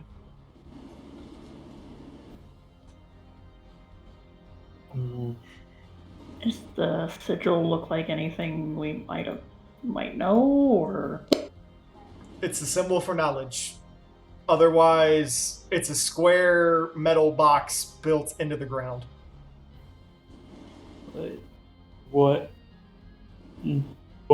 kind of symbol? Like what society symbol or whatever? It's recognizable to you as knowledge. It's basically the symbol for knowledge in iconography for the Eorzean common language. Mm. Hmm.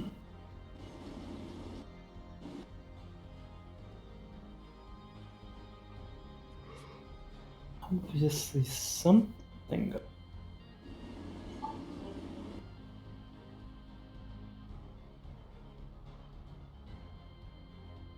Gonna knock on the plate that it's on. There's a ting ting.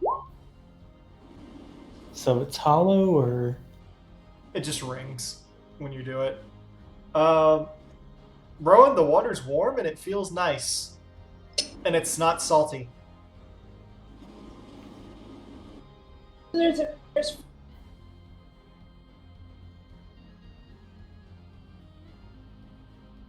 Yes, it is fresh water.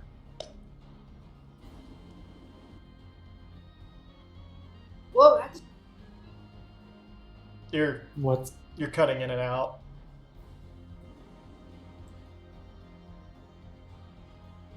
what's up, Rowan? That's unusual. Okay.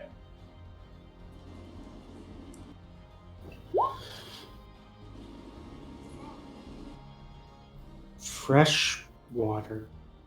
On That's not right. an On an On an island just rose up out of the ocean. That's yeah. not right. So obviously a device that does something. Seems to be purifying the water. Oh, what if instead of using Instead of using created water, we Could work. Use that water instead of the created one. Gotcha. But the creative water is the same as normal water. but this Yeah, might, there could be something about this water. exactly this might be purified in a different. That's very fair. Yeah. or we think it's pure water, but there's some etherical fuckery going on with it that we can't detect. Okay. Does someone want to try taking the water up there? You know, Jack takes her cup from her mess kit and grabs some water Okay. and goes and, I guess, splashes it on the door. So you're just Yeah, gonna it goes with her. you two are just gonna walk all the way back up there? Might as well. Okay. Sun's come out, it cleans itself again, nothing happens. Nothing happened. Just it washed itself again. It's Kato's gonna try splashing some water on the sigil. It's submerged in water. Oh, I wasn't sure Yeah. if it was like submerged or if it Yeah, was, at this point, Kato, you're standing about waist deep in water. Mm, oh, you know what? At my waist, or Your waist.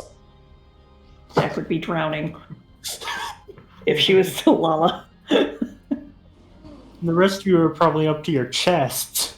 I was gonna say, well, at this point, it's gonna since thank you magic item, Advil detect magic still a thing, and it's gonna examine this to figure out if it's openable thing or if it's something else that I don't know.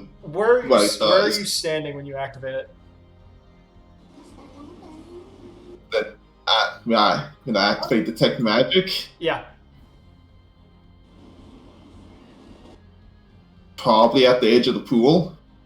Okay. You detect magic. You don't detect anything. However, the sigil from where Kato is standing, he looks down. It lights up in blue. and the water in the pool suddenly changes color from like this clear kind of crystal green to a deep ocean water blue, and you suddenly start smelling salt. Interesting. Well, Activated something with that. all I did was use an item to see magic. Yes, that makes sense with more for knowledge. Somehow. Does anything happen if I touch the water while detect magic is up? Nope. Well, goes to take a close look at the device to see if they can figure any to see, like I said, see if it's an openable device or if it does something else device. Are you gonna try to disable it, or are you just gonna do like a knowledge? Well, I'm sort of cheating by using disable device for the fact that I understand doors, locks, traps, and such. You sort of get a feel for if does this open or does this not open. Okay, go for that. You got nothing. You look down at it and you're going, this thing doesn't open. I don't even see where they welded it or seamed it shut. I don't know how this thing was even made. Okay, so The only This thing thing that doesn't- the only thing that you can tell is where the sigil is made.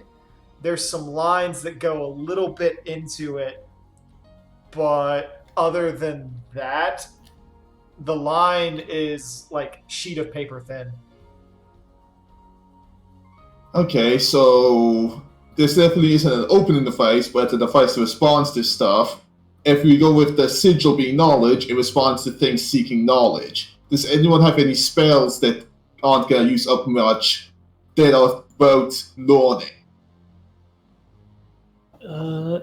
Give me 15 minutes and I can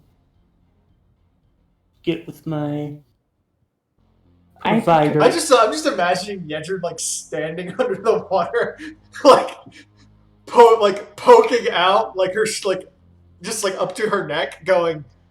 Actually, like Kato, you're what? You're 7 foot, 7'6". 7'6". Rogadins are big. Yeah.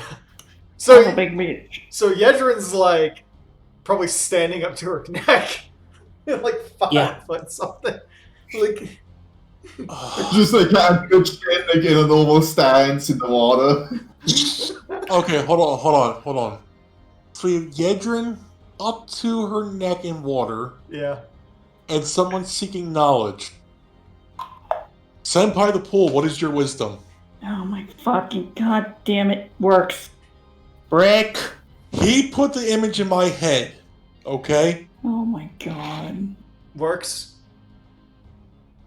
I'm sorry, you created the meme. There's a bzz in your head, and it says pun detected, ejecting from island. Oh shit. Trap door, like not the trap door, like one of those trap springs. It's like launches him. The No, it's just springboard. like it just teleports him into the middle of the ocean, back into the portal. God! Hey. I'm gonna go play with that cat. No, you're good. Anyways, so yeah, do you need some time? Can you even? Isn't that the? Can you even do that in the middle of the day, Kato? Yes, actually. If I don't have all of my spells prepared at the start of the day, I can take like 15 minutes to prepare empty spell slots. Okay, was just making That's really sure. handy. Yeah, I was just making sure. Anyways, thought. I was going to say I have comprehend languages. I thought that might have come in handy today, but I'm not sure if that would come in handy here. How long does it last? Close to 2 hours.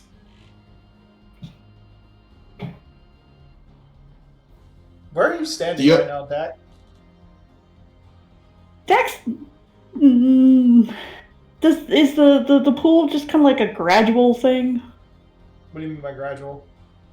Is it a pool where it's got like a hard thing of like you're either in the water or in the deep. There's basically the stone. Or is there a shore? There's basically the stones that come up. You've got about 3 feet, and then it slides off into the pool, and it goes, it's a foot deep, and then it drops to 5 foot deep, and then it goes to about, not 5 foot, it goes to about like 4, it goes to about 3 feet deep, and then to its max depth. Dak is in the 3 foot. Okay? This is so. So she's got like a soaked tail now. Yeah, I mean, she's only 4'10" now. Mm-hmm. Quite a Rowan, you bit. look around on the stones. The stones have a few number of like little. It's hard to tell, but at one point they look like they had carvings and engravings in them.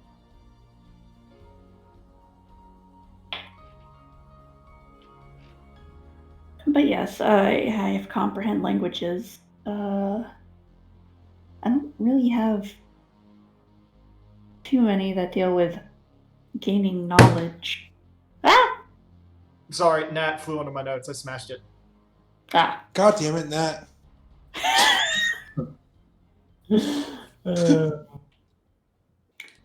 I'm guessing no one. I'm guessing that's not some. There's not many cantrips about gaining knowledge. Outside of detect magic, maybe. Or like, what's it called? Guidance. I have guidance. Could technically be used on the knowledge check.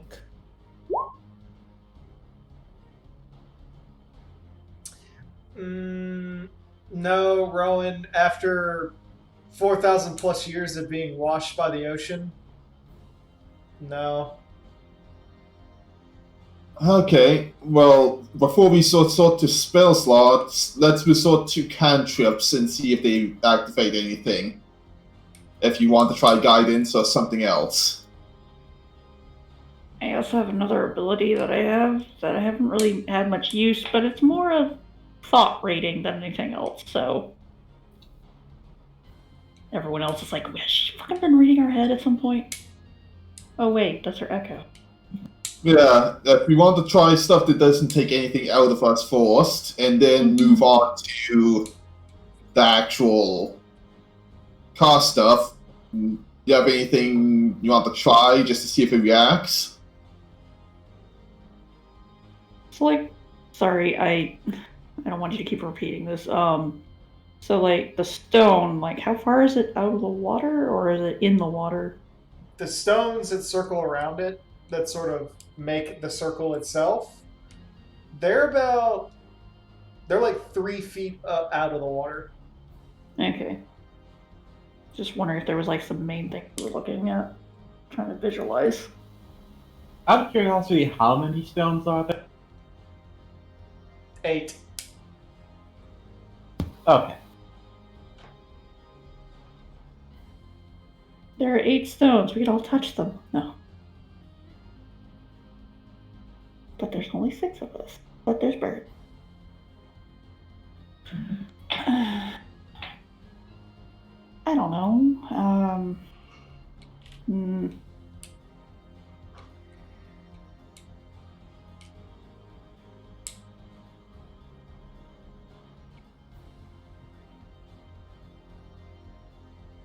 I mean, I guess she casts guidance on herself because the fuck, it's a cantrip. Okay, so you cast guidance. Yeah. As you do so, the water turns back to green, and then it starts to bubble. The sigil in front of you shifts, and it goes from being blue, as you saw, to being solid green. And the water gets to be like... The water is bubbling rapidly, and it's getting warmer. It hits the point where it's just like, ooh, that's hot, but it's not scalding you. It's actually rather comfortable, like getting into a freshly drawn bath or a hot tub. At which point there's a bzzz, And then you hear the door open behind you from overhead. Really, that's all we needed. Well, how about you all go and I'll just stay here to make sure you guys get in? I don't. I mean, you can test and see if it closes if you leave. Okay. I would like all of you to roll a perception as this happens.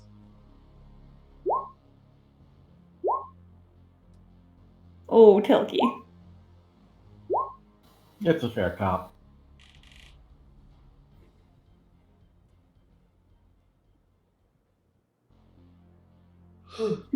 Works in Kato. Oh, Kato dropped. Yeah, is it just Discord or the internet? Well, he's still in roll 20. It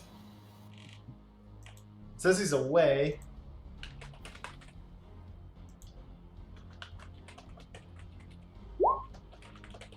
I mean, he's there. There's a wall. Maybe his Discord crapped out? I think it did. Quite likely. I'm gonna see. I'm gonna wait for him to get back in.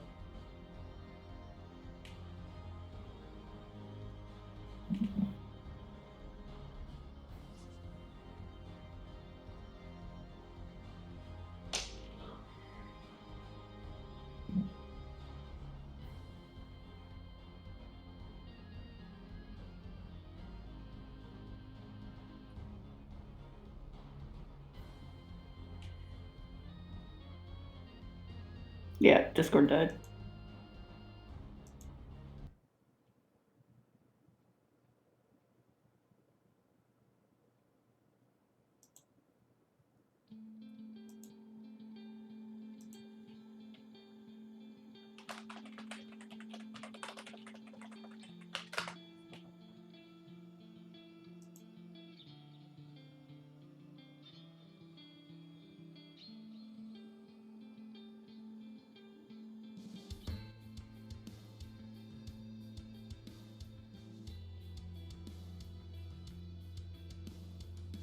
Check on my download progress.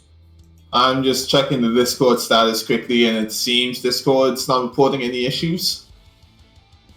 When do they ever report Oh, issues? there he is. I'll come back.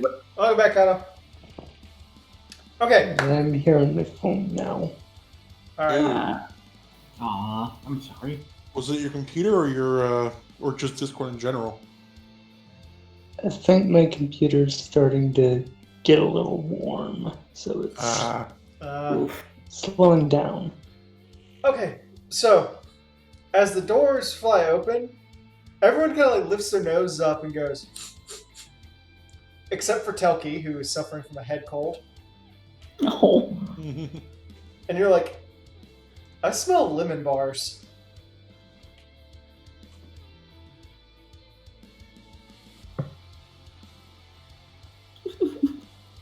Did we just open up an Algan cafeteria? I think so. There's one way to find out.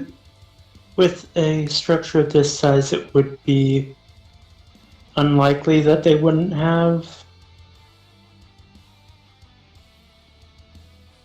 somewhere to eat in here. However, everyone but Telki and Kato then sees a black orb fly out of the door, come outside, hover up and down for a few moments, and then it goes.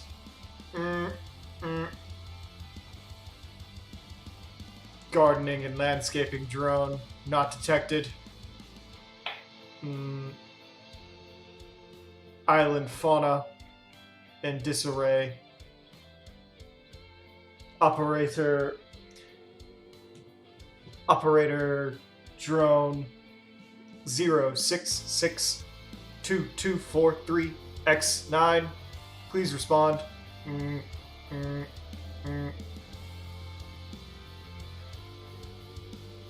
Drone unresponsive.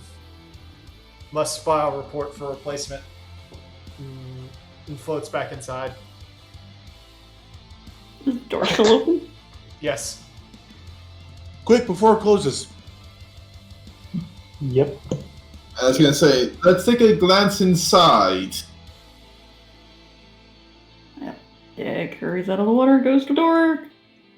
Prestidigitation's an amazing thing, otherwise I'd be waterlogged. Okay, so you all run inside. Yep. The pirates and Sung follow you. And as you get inside, you walk in and you find yourselves in a spotlessly clean foyer area. It's showcasing a large double curved stairwell in front of you that rolls upward and offers a view of this massive ceiling with indecipherable runes that, as you look at it, negate all of your comprehension abilities. Detecting magic on it, trying to discern the language from it with comprehend languages or anything else, completely negated. And likewise, the runes shift what they mean every 2 minutes. Ball. But- easy. But as you're sitting there, the orb sits in the center of the room and doesn't even acknowledge you. You look around, and off to your left is an open circular chamber that you can't quite see into from your current angle. And then you look down, and there is a closed set of double doors.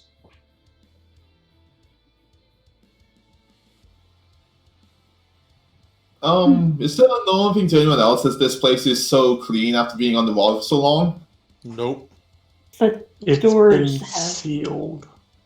It's been sealed, and also if the water spell, the cleaning spell on the outdoors is any indication, they keep things tidy here. There.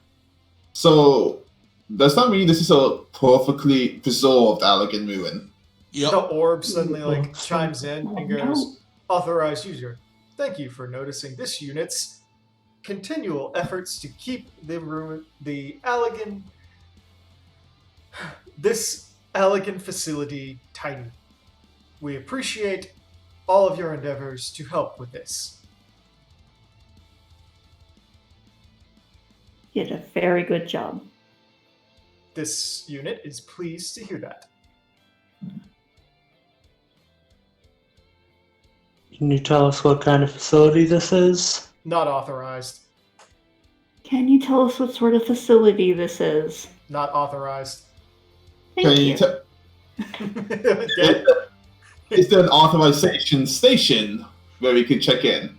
This unit is not authorized to inform individuals of any information regarding this facility. It is authorized only to disclose information about cleaning habits and cleaning utensils within this region. So you can't even tell us where we might find that info. Any information drones?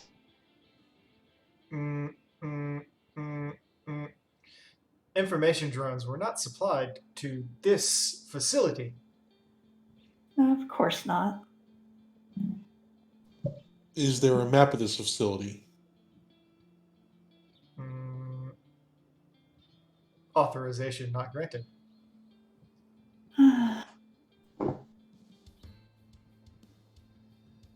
Alright, you guys keep talking to the magic robot. I'm going to see if I can find anything of actual use. Is it alright if we look around? This unit is a janitor. It is in no position to tell you what you can or cannot do. Thank you. She just follows works. Be So if polite. it's a foyer area, I'm gonna look for like a front desk kind of thing. There is no decorations in here. It's empty. There were stairs, right? Yes. Leading up. Tucky's going to head up them and look around from there. All right, Tulky, as you walk up the stairs, I would like you to make a will save. Oh no! Oof. Okay, Tulky, you look at the ceiling that's on the wall, and your eyes start to hurt. Your head begins to pound, and you suddenly hear this conjoined feminine and male voice in your head that says, Authorization to approach not granted. Please step away. And then your body physically moves on its own, forcing you away from it, and all the sensation that was just there leaves. Wow, so that's something managed to fail even on a 27, huh? Oof. Allegan. Fair. Elegant bullshit. What? That way's blocked. Well, there's that. More stuff about authorization. Yep. Oh, there's that circular room over there.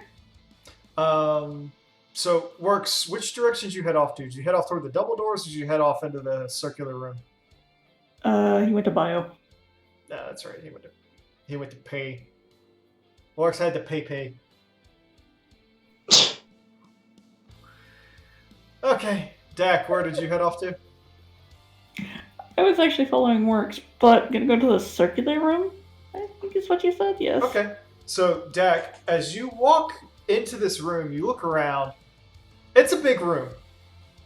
It's not as big as the foyer, but as you look around, you find the circular chamber is filled with a strange array of large black mirrored surfaces. The area still looks spotlessly clean. However, when you walk in, the orb says, "Guests, please excuse the mess. Dr. Lugay never picks up after himself."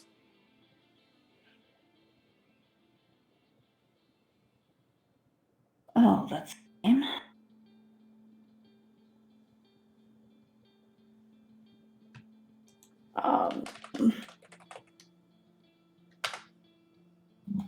I probably butchered the pronunciation of that.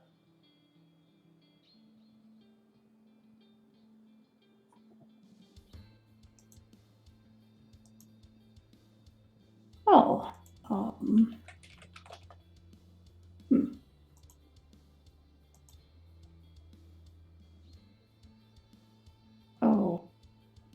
Sorry, I need it.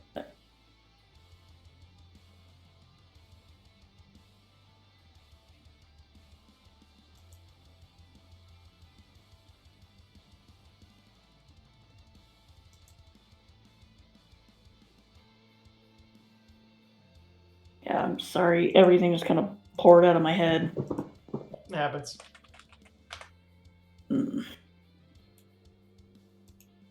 Okay, so apologize for the mess. Mirrored.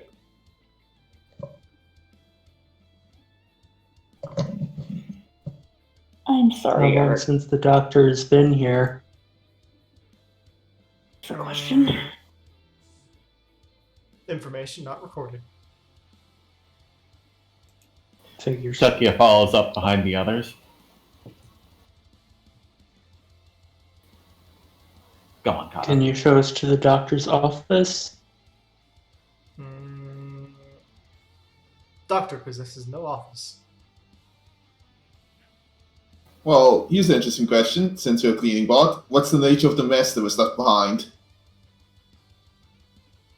Coffee, articles of clothing, various experiments, What papers. sort When's of? the last, Go ahead. when's the last time you had to tidy up?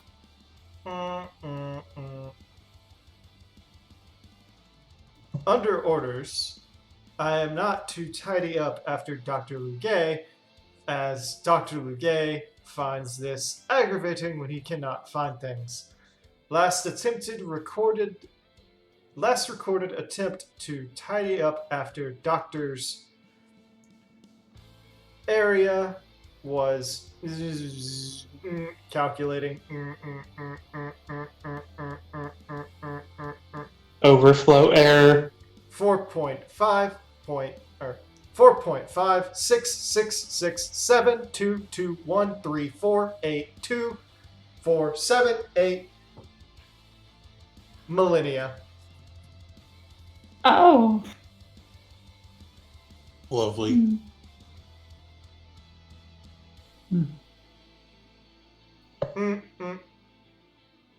Correction.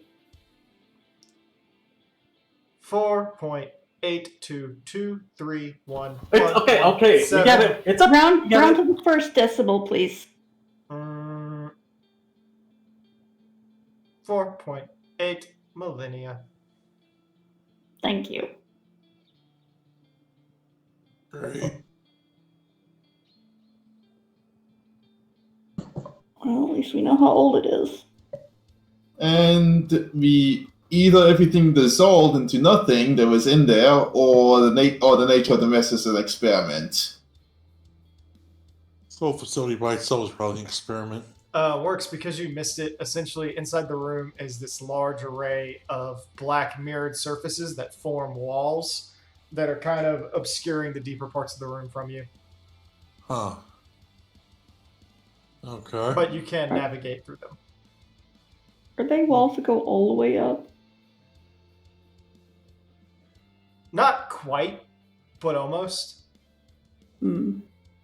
I'm gonna go deeper into the room. Okay. You walk into the room and start exploring a bit. You walk past 2 rows of the black mirrored surfaces, like watching your reflection go by as you do so. You come in, and you can go to the left, you can go to the northeast, or you can head to the west and start moving slightly south as you do so. To the west. 1 moment, let me pull up the map on my phone because So it's a maze. Because I lost the drawing. Oh no. Oh. It's a maze. Great. No, it's not a maze. I just need to look at it. It's not a maze, it's just amazing. All right, so as you walk back in, you see that there's like this little alcove that splits off where you can like stand in a corner of the two of the mirrors, and then you hit basically the edge of the wall, and then you turn your head and you look down. And you can see there's another array of mirrors that goes down, and the only thing you find is there looks to be like a single metal square on the ground in front of one of them. I want to investigate the metal square. You walk over and you look at it, and it doesn't seem to be anything special. Something I can pick up? You reach down, and no, it seems to be a part of the floor. Oh god, is it a push switch? Yeah, can I step on it? Adrian! Oh my god, please don't! Do you step on it and nothing happens? It doesn't sink, Okay. it doesn't move. It just seems to be a structural part of the floor. Alright. Well, this feels like a dead end. You said there's another place that goes down? You went down, you'd go up at this point. Okay. Yeah, I head back and I'll probably check the other corridor then. You walk over and you check the other corridor. And as you do it, it kind of does the same thing. You hit the corner and then it turns. And then you find a desk with what appears to be a terminal in front of it, a tombstone to the right on the floor, and a discarded but somehow still clean lab coat. I checked the lab coat for a name. You checked around the lab coat. It is not marked. I go on the link pearl. Hey guys, I found something. Pick up. What did you find? Looks like a terminal, a lab coat, a desk, and a tombstone. Okay, I'll be there in a second to check out Take- the terminal and tombstone. Go to the back and take the northeast path. All right. Follows those directions. In the meantime, I'm going to see what I can do about this terminal. Please don't. Too late. Okay, Whoa, works. solitaire! What do you do with the terminal? First I'm going to see if there's a way to turn it on. It appears to be on already. Does it have like a mouse keyboard or something else to it? It's an Allegan terminal. It's basically a pillar sticking out of the ground with an orb on the center of it. Yeah. Okay. I'm gonna put my hand on the orb. You put your hand on the orb and it's warm, and then there's this buzz that comes over your head, and it goes, access denied. I say to it, access granted. It goes,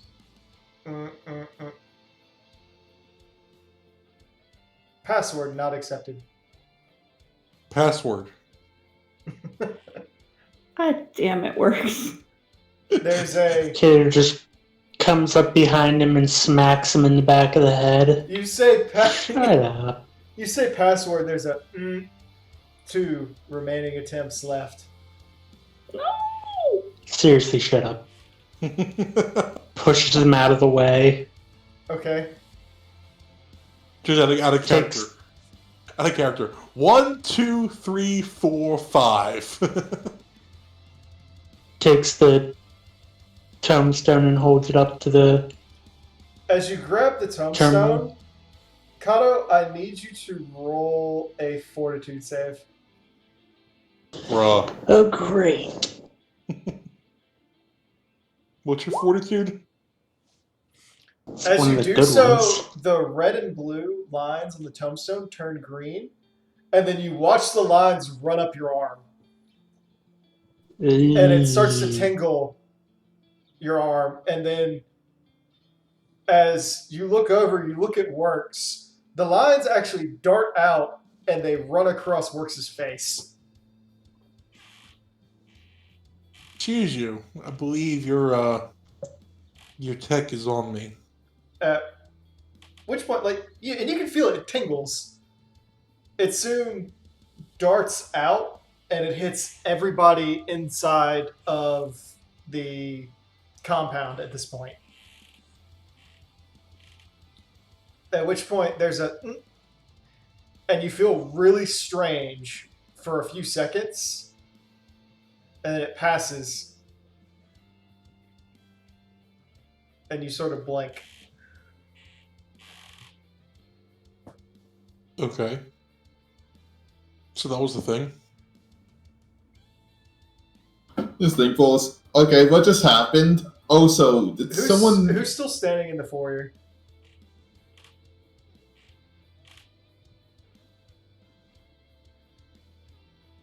Nobody? I think- think we were on Black Mirror. Mm-hmm.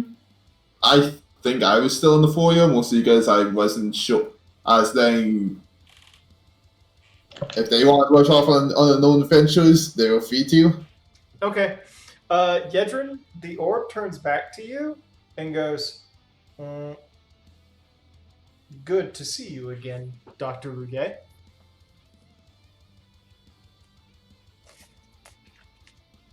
Did I just hear what I think I heard? Yep. I don't know what you guys did, but I think you just got us all a rather interesting biometric signature. I'm okay It's with like- that. At this point, the orb speaks to you again, Yedrin, and says, as per authorization protocol, the western wing is unlocked to you. But as a reminder, Doctor, you are not permitted onto the second floor after your slime Gigantoad Chimera incident. Please understand. However, the Imaginarium is still open to you. But all procedures and creatures must be approved by the Emperor or no less than 5 members of the Council of Agronosis. Just looks like Imaginarium.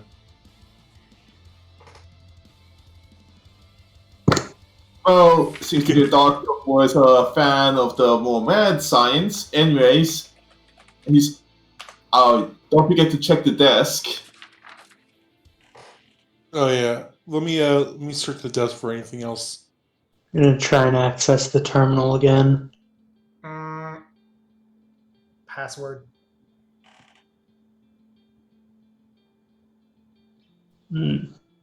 So that's Caught up before you say anything. Let me check. Let me check the desk. See if there's anything over here that might give it away. You open the desk, and inside of it, you find a report written in a language you don't understand, Crap. and a framed picture.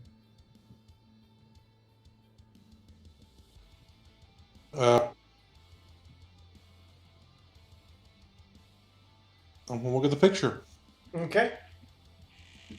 You look down, and as you do so, you see a picture of a team of scientists. And in this picture, you see that there are at least 8 of them standing together, all smiling. 3 of them are women, 5 are men, and in the center of them, they're holding what appears to be a small robotic-looking toad.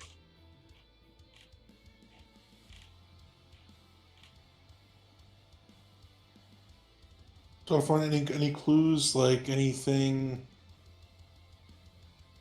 Can I take the picture out and look at the back of it? Sure, you do so. There's nothing on the back of it. Damn it. I'm trying to think what else could be a clue here. Well, here's the question: are you reporting to us what you're finding? I'm waiting for you guys to get there. I don't. I'm assuming everyone but Yedrin is standing there at this point. Yeah, Okay. Jack came over. Here, give me that. Give me those papers. Go ahead, take a look for yourself.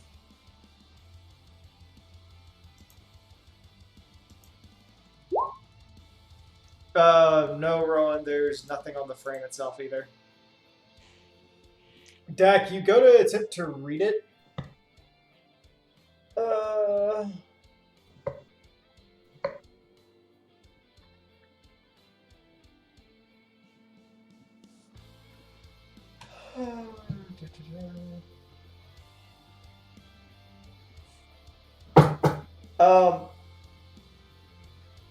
As you do so, it is still gibberish.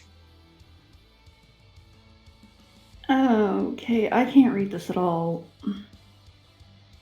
It's nonsense. Or a cipher? Don't. As you look at it, you realize it's both magical and ciphered. Wonderful. And on top of that, based on what small bits you do glean that's not ciphered and magical, it's a hyper technical, theoretical, scientific report.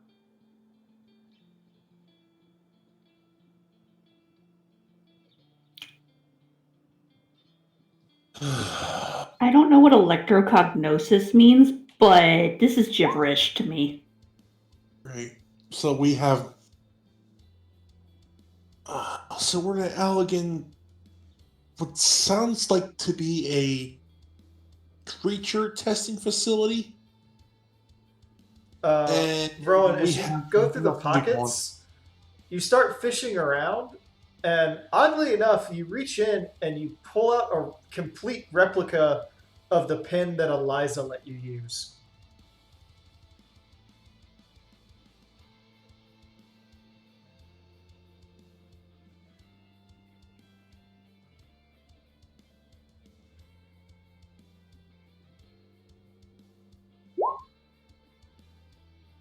You pocket the pen, okay.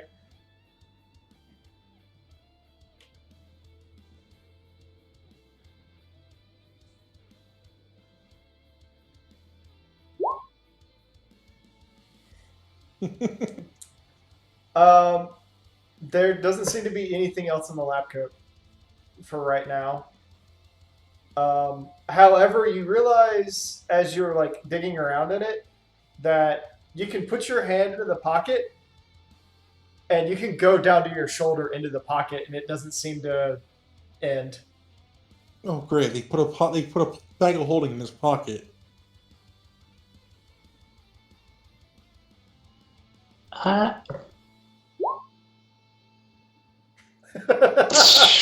up the coat. Would you like to try to do identify on the coat, Rowan? Dr. Darksbane. Doctor.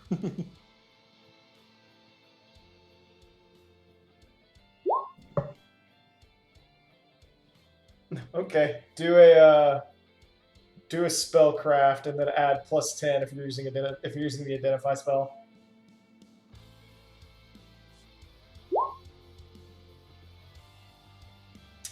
Okay, Rowan, you identify the coat, and as you're looking at it, you go, "Oh, this is far less valuable than I thought it was," as the coat is an enchanted coat that the party will come to dub as the coat of utility. And essentially all it does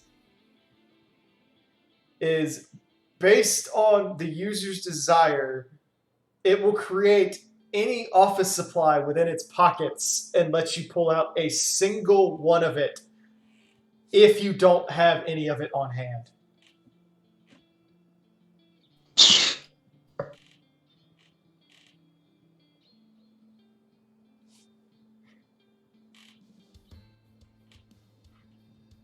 I mean, bring that back to the homestead for Fionn. So you will never not have a pen ever again. I'm sure a bookkeeper would love that coat.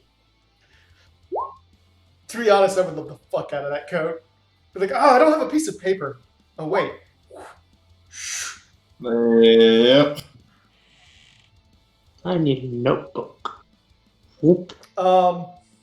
As I need an for office. definition of office supply, it includes anything not weighing more than 10 pounds and not in a quantity over 50 that revolves around any profession that requires desk work.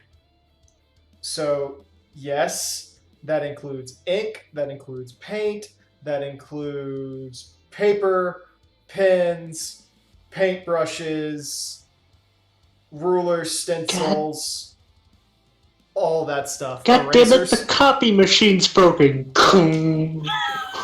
Less than 10 pounds, Connor. Less. I know. It's less than entire staples and more like just the accessories section. The arts and crafts area. It'll create needles, it'll create yarn. And you're saying this isn't very valuable. Bullshit. We can sell all that stuff for money. Remember, it only creates one, and it will not create any more if you have another one near you. That's easily exploitable. That's easily It circumvented. would be the slowest way of generating money ever. I need 1 million yards full of thread. It has to be less than 10 pounds, man. I need 10 pounds of thread. I need 10 pounds of golden thread. Oh my god. See, that's Boom, getting, bitch. but Alright, that's- calm down there, Rumpelstiltskin. I think it probably also requires us to make a case for why it would be an office supply. Yeah. Anyway. Okay, God damn it. you have a coat.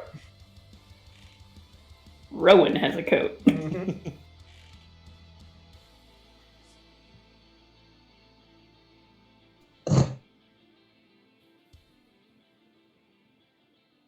So, I just want to reiterate: if we somehow find a magic screwdriver, I'm walking out of the session. So, is there anything else of importance that we could fiddle around with?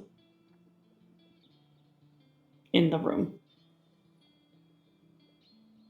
I mean, you have tried the terminal, you've tried the desk, you've messed around with the tombstone, Looked at the papers. you looked at the papers. Kato or anybody else with engineering, you can try to figure out what the black mirrors are.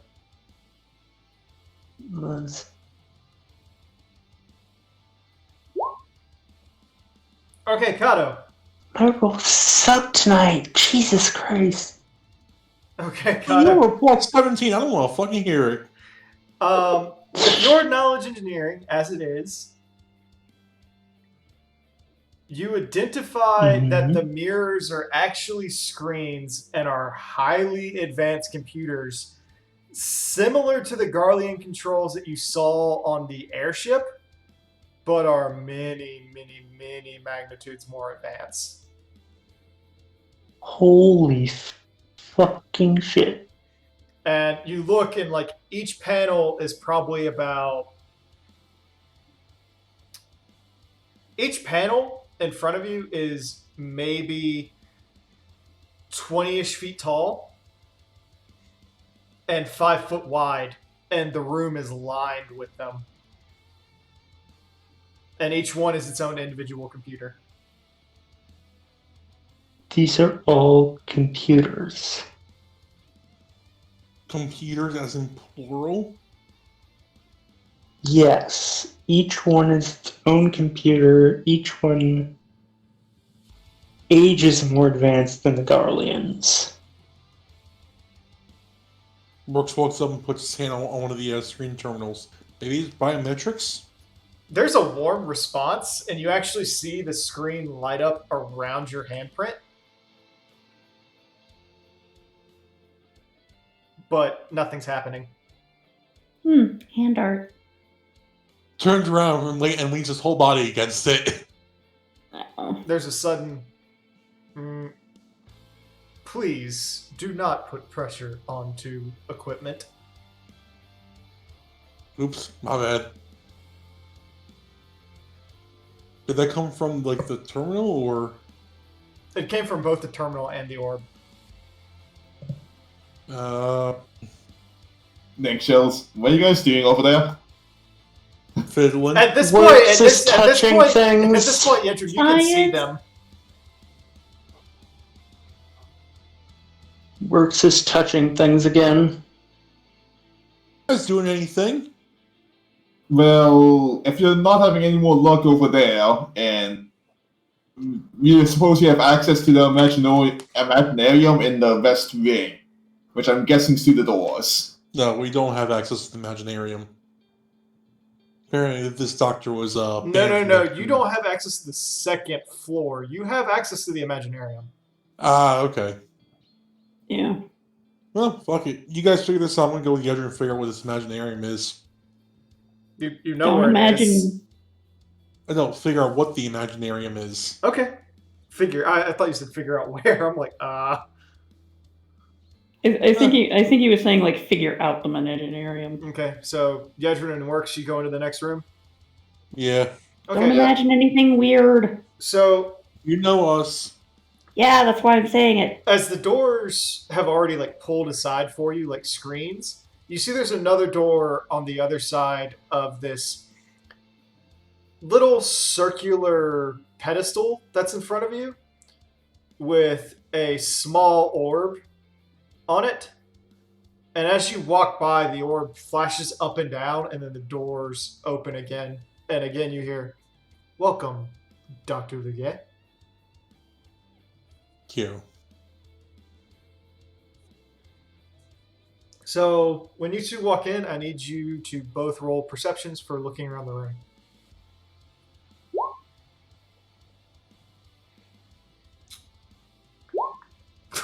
Get with the natural 20. First one of the night. All right. Yay!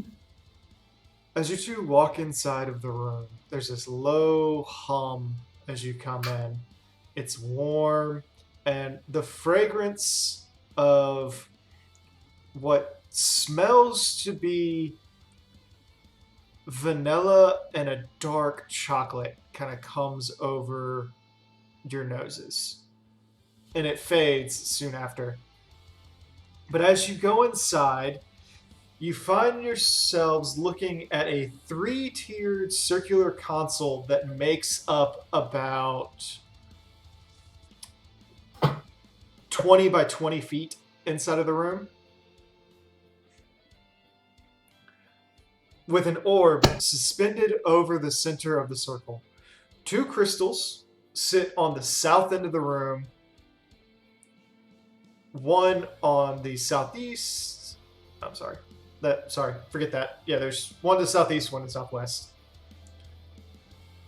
On the south end, and on either end of the north side of the room, you look around and there appear to be corruptions to the symbols of Azima, Oskin, and Biragat in the room.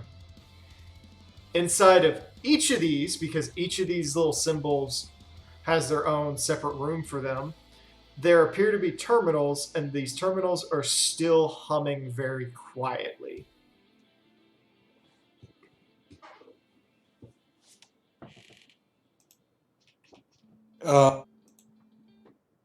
Gonna go over and check out the Biragat symbol. Okay, so you're just looking at the symbol?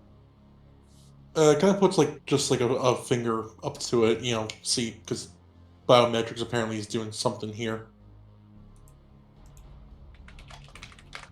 One moment, just so I can make sure I know which one you're at. I gotta look at the symbols again.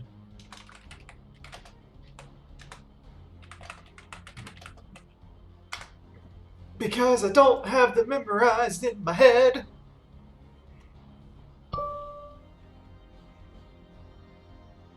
Okay, so you walk all the way down to the south end, Works, and as you do so, you see this is probably the one that looks the least like it, but the Biragat symbol has become a circle with 3 lines making a triangle on the circle, with 2 lines on the north end, 1 on the south end, and then 3 circles forming a triangle with 2 blackened circles on the south and a 3rd blackened circle at the north. And the terminal sits just behind it.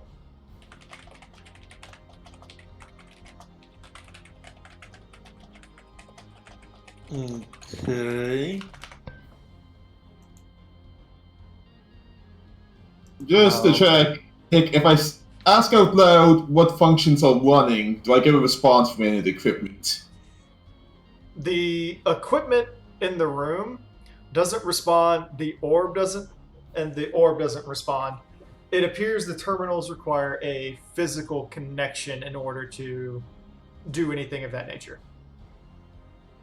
Okay. So there were 3 circles making a triangle. Yes, basically 3 black dots making a triangle, and then 3 lines making a triangle. Are those 3 lines connecting the 3 dots? Nope. They're in between the dots. And the dots are in between the lines.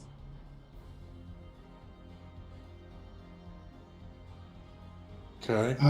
So the terminals require a physical connection, and the question is, what's the orb for, and what are the terminals for? Because we don't want to activate something without knowing what's going on, so the question is, which one's going to supply us with information? I don't think anything's going to supply us information until you have to turn it on. The thing is, if you turn on the wrong thing, then look, unless you can gain an entire knowledge of Allegan in the next 10 seconds, I'm pushing stuff. Can you not? I would. If you're gonna push anything, touch the thing that doesn't have symbols near it first, because it's very likely the symbols mean Works, something. Did you go ahead and touch the terminal? I put a finger to it. Okay, there's a zzz, and it kind of like jolts into your brain, and it says, "Acknowledgement of authorization required. Please answer the following question: What is the name of the solar energy storage project?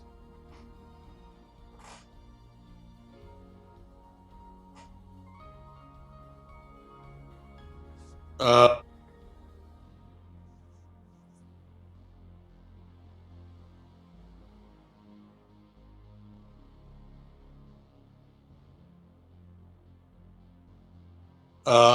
he's like racking his brain, like, okay, hold on. Let's actually think of a good answer here. What could be a possible answer? Project Eclipse? Incorrect. You have 2 remaining chances. Alright, I take my finger away from it. Connection disabled. Okay, so apparently we gotta be touching these things to get a response. That's what I said. But yeah, I'm taken by that. I figured something out. I got knowledge, and unfortunately, we're in a place that's thousands of years old. The only way you can get somewhere is by not thinking and just doing something for a sec. Take the chance. Yeah, take the chance and then we all blow up. You gotta remember, Wargs, it's a testing facility. Pushing the wrong thing could unleash, I don't know, a giant big-toed chimor on us, from what Orb was saying. We've handled worse.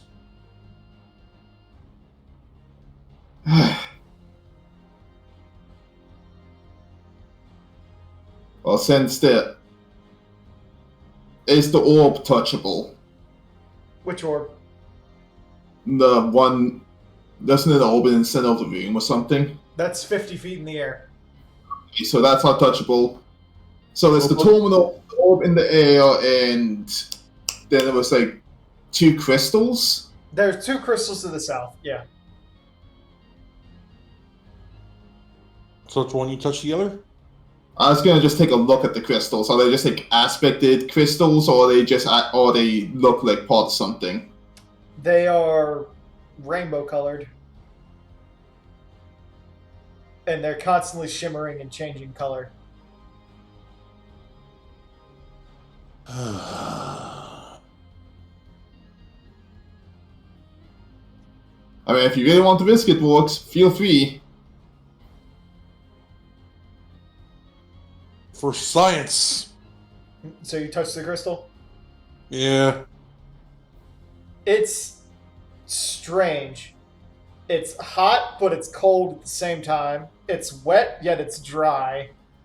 It shocks you and blows your hair back all at once. It gives you depression, but it also puts you on ecstasy. Jokes from that. I already have depression. So Did I just hear work safe for science? Yes. I'll be there in a second. So, I take it Dak, Rowan, Toki, and Kato have walked in at this point, unless Kato was just like hanging back and messing with the computers. He's May as well. heading over there now because works. Okay. Oh, results of your test, Works. Yes. I'm gonna take it some kind of everything aspected crystal. Yes. Okay. I am So- dubbing this the yes crystal. Okay. So we have what exactly did the terminal you touched ask you or tell you? It asked me what the solar. Oh, what was it? The solar. The which word did you the solar energy storage project. use? Solar energy storage project. What the name of that was? Okay. I said Project Wasn't- Eclipse, which apparently was wrong. Okay. So we know that one's gone. Okay. I'm Would we gonna. know that's what circus was? No. No. Arc. I was asking Arc. Maybe. I thought Crystal Tower was for Dalamons. which was gathering the solar energy and sending it to the tower. The thing with us knowing that and just our character is no one's been in the tower or Dollarmood ever.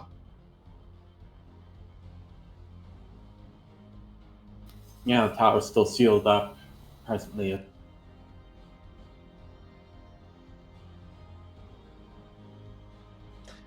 Anyway. I will say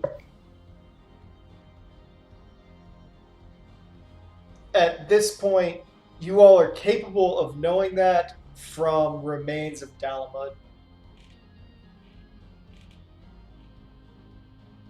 Okay, it's just something you'd have to have happen to come across in like science papers or something. Right. More or less. Okay. Anyways.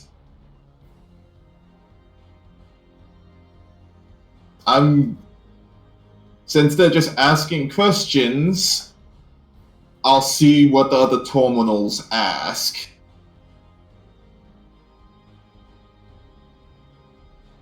Or if they just let us, or if one of them just lets us through. Alright, Edrin, which one do you go touch? What's the two options besides the one Mox has touched? There's one to your northeast and one to your northwest. Northeast has the symbol for Azima, and northwest has the symbol for Ascalon. The corrupted symbols. Auchan, sorry. You know what? Let's start with Azima. Okay. You walk over and you touch it, and as you do so, there's a what designation has been granted to the most powerful classification of airship projects?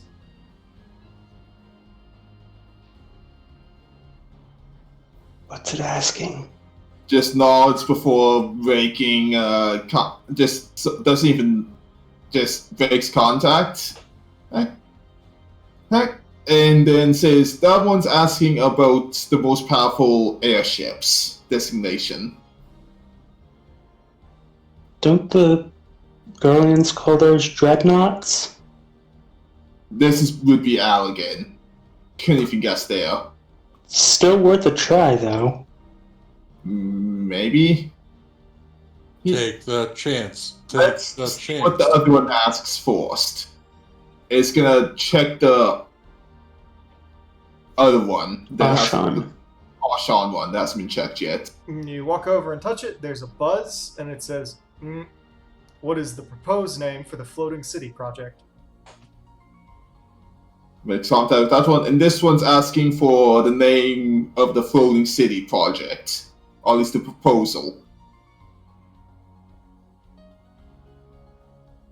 Wait, Floating City? Isn't that...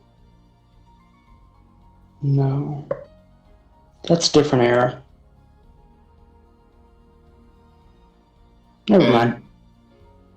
What? And what I was was yours? thinking of Mahawk, which is a different era of... And yours, what was yours again, Morks? The solar, Solar Solar Energy Collection. Storage Project. that one. Okay. I don't know why I keep blanking on the energy storage. Okay, so anyone got any ideas? Well, Dreadnought is a possibility that we could... So we apparently get 3 tries. So honestly, try Dreadnought.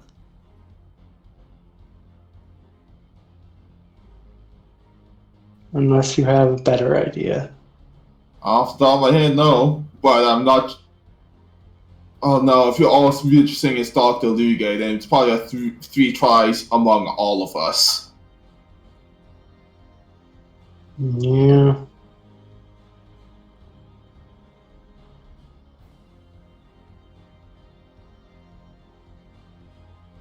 What did you guys find in the other room? Nothing of The computer there was locking us out. I found some papers that I think are ciphered, and I have no idea where to even start. And it's all gibberish, or techno-babble, if it's the word. So it's something we can understand, but if it's a paper on some kind of project, that could be a hint to one of the 3 questions, if we are lucky. Well, it's ciphered and magic, so Does the title of the paper have? Is the title of the paper ciphered? Jack looks at the title. You look at the title, and it reads Description of aetherical currents through various inorganic and organic life forms implied through erogenesis and exogenesis, displayed through, and then it lists off like 10 different types of mediums, and their effects on current chimerization processes and magitech development. Jack just kind of starts, like, not reading it out loud, but kind of mumbling it so everyone can still kind of hear her. She's kind of like, huh? I'm gonna guess that was a personal project of Dr. Luge, not related to these, and the only hint we could find is maybe to his personal terminal. Which, if you had access to that terminal, might be helpful, but... Here's the pass. Alright, you guys figure out this shit. I'm at a loss here. I'm gonna see what else is around. Go take a look down in the West Wing, see if you can find any other information. See if you can find a cafeteria. You think these password things have a reminder function? And maybe a What? cooldown.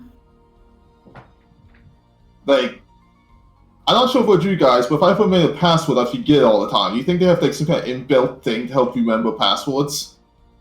Or a reset as he walks away. Or maybe it's written down somewhere. I don't know if I want to go through this entire thing to hope that maybe he's got something written down.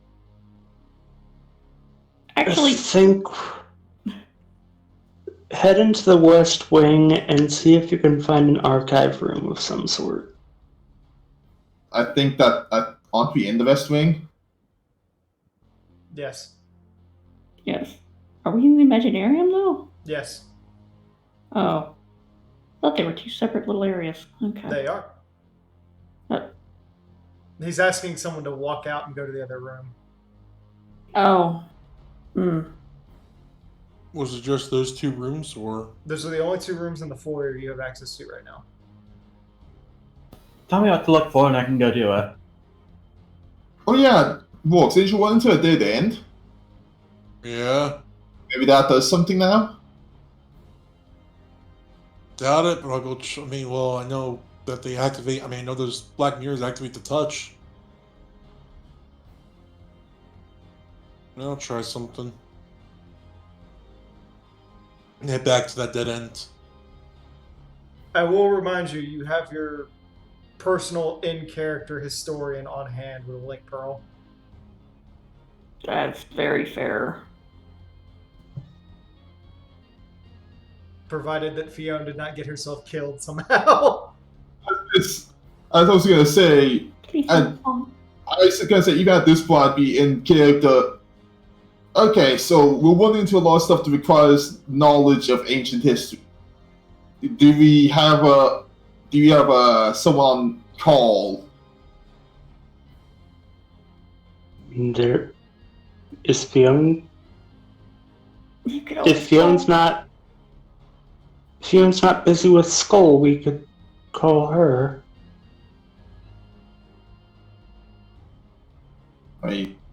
Yeah, in worst case, if the link shell can reach, then if she's free, she can dig up info from where she is. Yeah. Go ahead and call her up. I'll look at some of the other terminals from the other symbols. Is gonna try and ping Fiona with the link shell. Does Fiona answer? Yes. Hey, Fiona. We have one into a marvelously intact elegant structure that's asking for passwords related to ancient history. We're wondering if you might be willing to pass information along to us. There is not a I name can see what I can do. terminal, Kato. There's only terminal on 3 of them. There's only the 3 right now.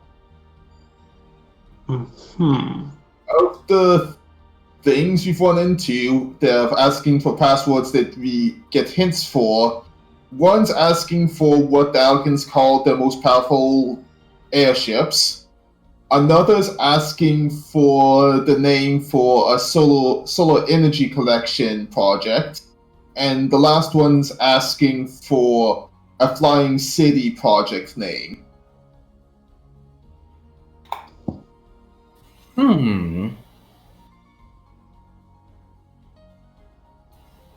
Alright, so out of character, If you know Fion's the first if guess you on know character the, would also be. if you know the answers out of character, this is a trivia challenge. I will say if you know them out of character, your character can know them in character.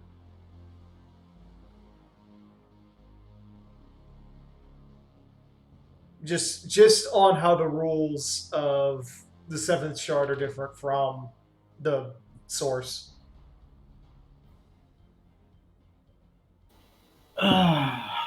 Nonetheless, putting me on a bit of a spot. I mean, I would make guesses considering. And I will know- also let you make a history check for each of them. I was gonna say I'd make guesses considering I know lore, but at the same time my character wouldn't be looking into these kind of papers, so I'm just going with no, they don't know. Well, with regards to the floating city, there are the mythical records of an Azus La. Though none have ever actually turned it off. Kato's gonna head over to that terminal and give that a try. So you walk over to the Auchan terminal. Yeah. It clicks and it says, what is the proposed name for the floating city project? As a slaw. Ding. There's a... And it kind of... The terminal sort of opens, and you see energy start flowing into the center orb from that terminal. Alright, that terminal's unlocked. I forgot Az's Law was Algan. How? Ow! The lore for that was like 6 years ago. In character, I knew that answer. I just had no reason to know it in character because I wouldn't freaking care in character. Because I didn't pay attention to that part of the story back then. Did you not even look at the city? Look, Did you not even look at it? look. A bunch of nerds giving another nerd shit. Oh. It's okay. It's not his section of nerdery. Look, no, it should be because I like electronics. That's basically what Algan is. Yeah. No, the only time I ever go there is for my freaking relics. I don't bother with anything else there. But yeah, it's full of nodes and all that stuff, though. Okay. Anyway, moving on. So, did that work? Not that one. I have an idea for the solar collection project, says as he goes over to that terminal and makes contact. Okay. It buzzes and says, "You have 2 attempts left. What is the name of the solar energy storage project?" Project Circus. Partially correct. Please try again. Circus Tower?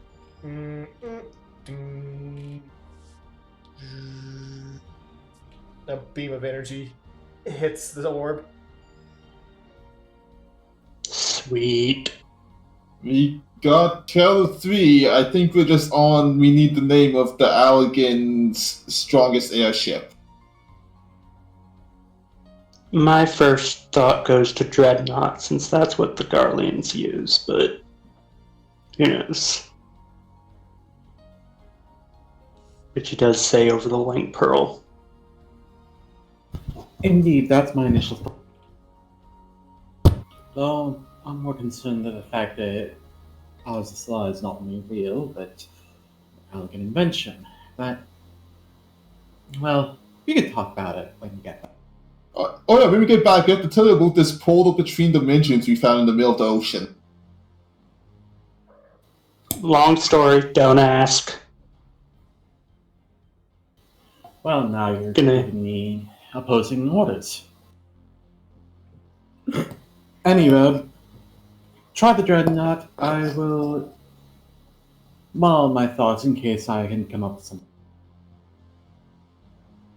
Kato's gonna go over to the terminal and make contact, and upon prompting, will respond with Dreadnought. This is incorrect. Would you like a hint? Yes. These ships are known for being shaped like swords.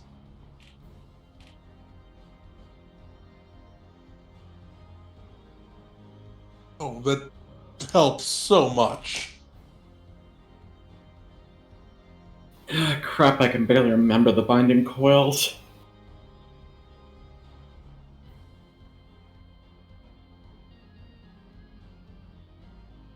Fuck it, I'm rolling. Okay.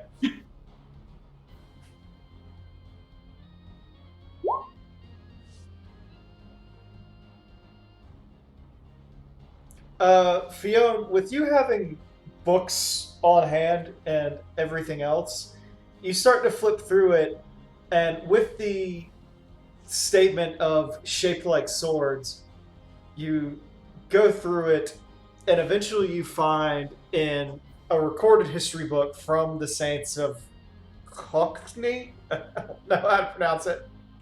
Sons of Saint Coinoc. Sons of Saint. That's how I say Sons it. of Saint Coinoc. That's how I say it anyway. Yeah, you get this singular passage that says, "In ancient times, according to data logs recovered from the remains of Dalamud, apparently the Allegans managed to not only conquer the air, but the stars themselves, using their most powerful entities, the sword-shaped Ragnarok class airships. They used a number of these to surround Dalamud and destroy anything that attempted to free the primal contained inside." Alright, I believe I found the information you seek. It is the Ragnarok class vessels, which apparently could soar into open space. Incredible. We're gonna reestablish contact with the terminal and respond Ragnarok upon prompting. Ding.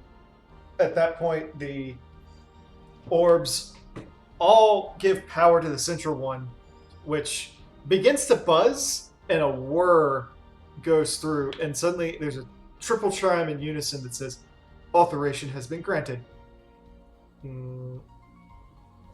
At which point, the center ring that formed the center of this room breaks apart and begins to float upward, splitting into 3 different concentric rings that float and spin in a singular circle around, several layers of it producing light in the center, all jolting downward. At which point, a screen appears in the center of the room.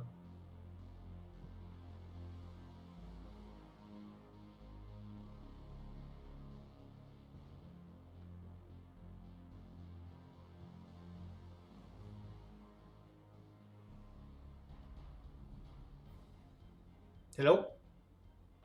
Sorry. Just kind of. We're all a little scatterbrained at the moment. No, literally, my brain I heard the description of what happened, and then my brain instantly forgot it. Okay. Yeah. To read it out again, once the authorization has been granted, the orb drops down a little bit and begins to spin slowly, lighting up and flashing for a moment. Good God, did I just describe a medic agent to you guys? Seems like it. So, has been granted to you all. The orb spins and flashes very faintly. Each, like, the thing lighting up for a moment and then dimming down, while the platform beneath it rises up, forming a floating circle that breaks into 3 smaller concentric circles that all spin in the same direction, but like up around the orb in varying Altitudes. altitudes. I was gonna say like z-axes, but I was like, that's not right. I mean, same thing. Yeah. They rotate very carefully, and light beams down from the orb straight to the floor, at which point a screen appears at face height.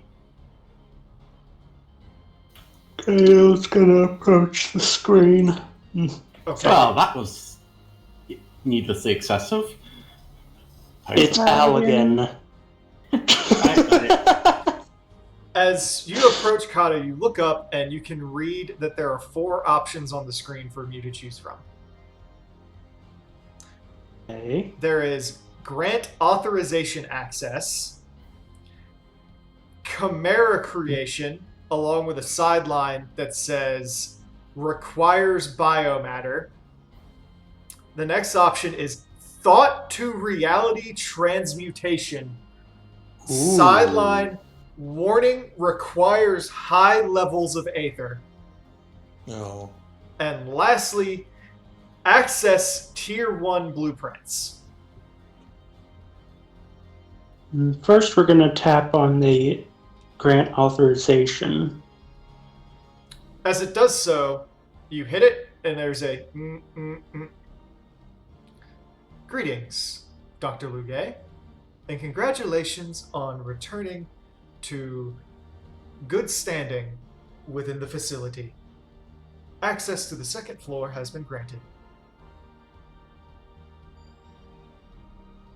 Awesome. Did he never just come over here to reset his authorization? I think the questionnaire was a test for him. Like I said, he never just came over here to reset it? Oh, He was probably busy or killed by his own creations. Well, like I said, he couldn't answer the questions because at the time he wasn't allowed access to the answers. ah, Also possible. makes sense. Gonna open up the blueprints next. As you do so, Just to- and you open up the blueprints, you read Blueprint, Ragnarok class starship. Blueprint, Az's Law. Blueprint, Circus Tower. And by each of those, it says lead researchers, Dr. Elblin and Dr. Disley.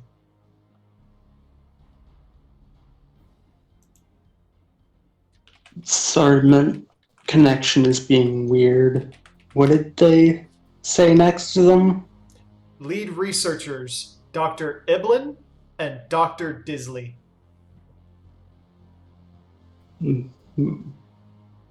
We'll come back to this part. Closes out of that menu. There's also a third option next to them past the researcher names, which reads Mhm. transmit to Tombstone. Gonna hit those buttons. As you do so, 3 tombstones appear in front of you. Gonna take those and put them in the haversack. There's a sudden that comes behind you, and you see the pirates and Song are standing there. Relax. We'll divvy it up once we have everything. I'll just hand it to them, Carlo, because they're gonna be in charge of divvying most likely, and also They just say, They said we were in charge of it. "You are in charge of it. We just don't want anybody to pull a fast one. And there's only 3 of them. Hand one to Sung and one to us, and we're good." okay, Carlo, which one do you want to keep? Well, we'll discuss that later, but they can have one that they can hold on to them as assurance, I guess is a word. So he hands a random one to each of them and puts the last one away in the haversack. Roll a 1d3. God damn it. I like how they come in after we unlock the secrets. They've been Well, there that's our they've job. been there the entire time. They just haven't said anything. Oh, nice of them to offer help. It's also our job. They Alright, also we've got an airship. let's be real for a second, Works. None of you knew the answers. What makes you think any of them are going to know the answers? That, yeah. I mean, and the only other thing you did is you walked into a room and picked a thing up off the floor. Yeah. Good, true. I mean, come on. Let's be fair, we're adventurers. That's what we do. That's what you fucking do. And Also, did anything happen in that other room I went back to? No. No. That means we got the Ragnarok blueprint? Kato, because you randomized it, you kind of shuffle them around and hand them off. You look down, you have the Circus Tower blueprint. I wanted the spaceship. Oh, I wanted the spaceship too. We'll talk about getting copies later. Well, Later, hold on. Can I hit the button again for another copy? No. No. Damn. It's like, spaceship. Yep, alright, bye guys, we're leaving. What? No, we're actually leaving the whole planet. Oh.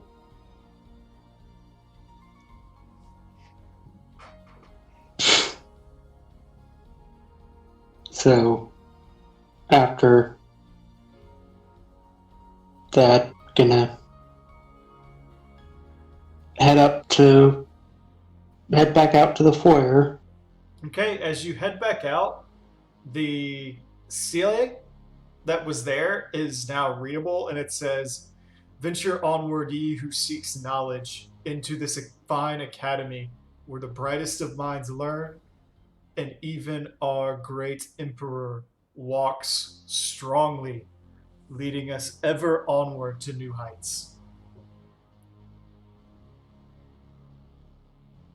Out of character. Bye, guys. I'm staying here for a while. Fuck y'all. Get me an education. what I'm somewhat curious about is how much aid is required for the creation thing, and how much. No, we probably don't want to make a chimera unless it's like a loyal chimera. No, calm the fuck down there, Shout Tucker. Well, I was just thinking, it doesn't say what kind of biomass, it just says biomass, so we could easily grab some fish. The question would be, will it attack us, or will we get a guard dog out? Let's cross that bridge Let's not find much out. later. I have reason to believe that making Chimera is a huge mistake. I don't want to play gods. Anyway, you do see that there's now a doorway beneath the stele that is open.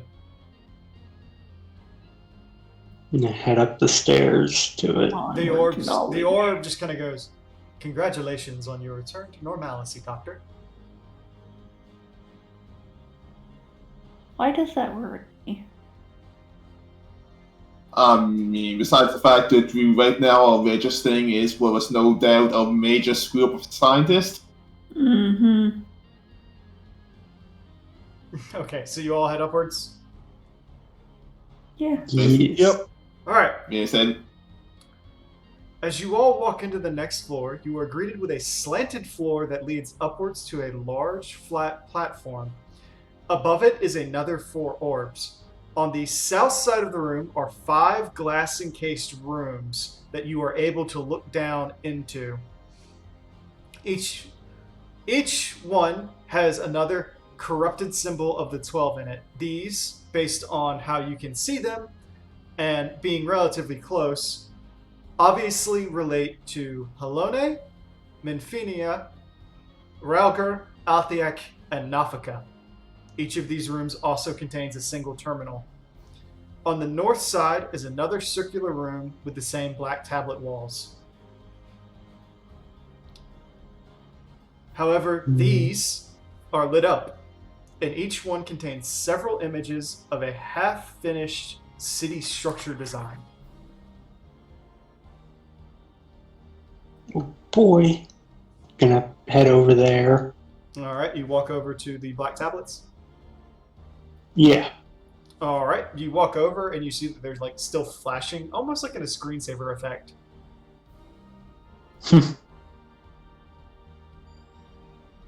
Gonna go over to the terminal, the main terminal. There is not a main terminal. Hmm. There, however, is just the black computer screens. So is it like segmented into a puzzle? No, it's just they're just like flashing up images of like half-finished city designs, like kind of like on a rotating situation. I'm gonna tap on one of them. You tap on it, it lights up and it flashes for a moment. The entire room lighting up faintly, and then it dims down, and then it says, "A test of knowledge is required to access. Do you comply?" Yes.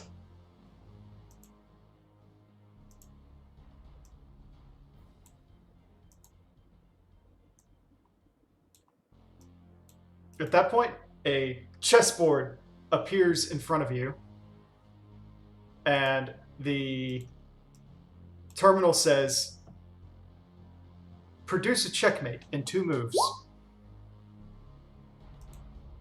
Which side am I? Black.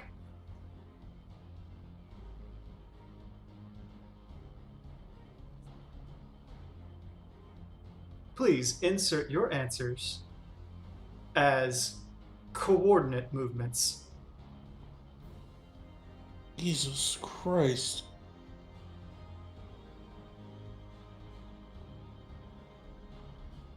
Hmm. In 2 moves? Mm-hmm.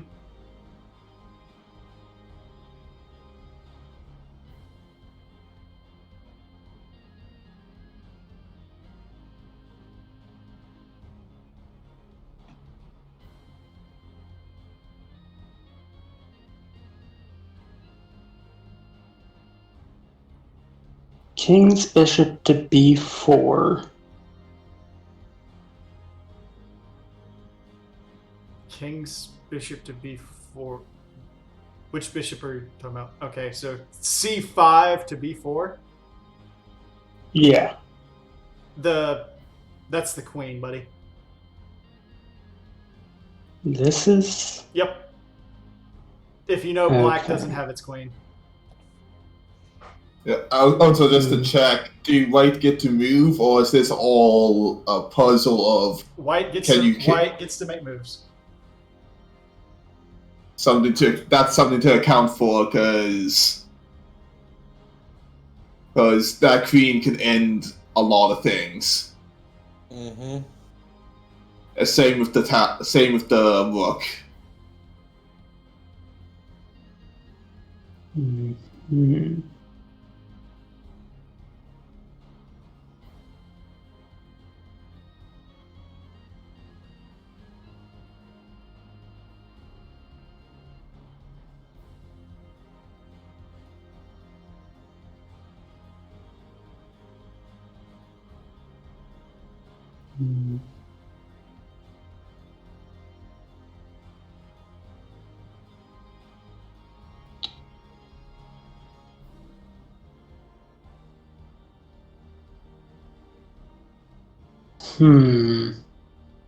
I have an idea.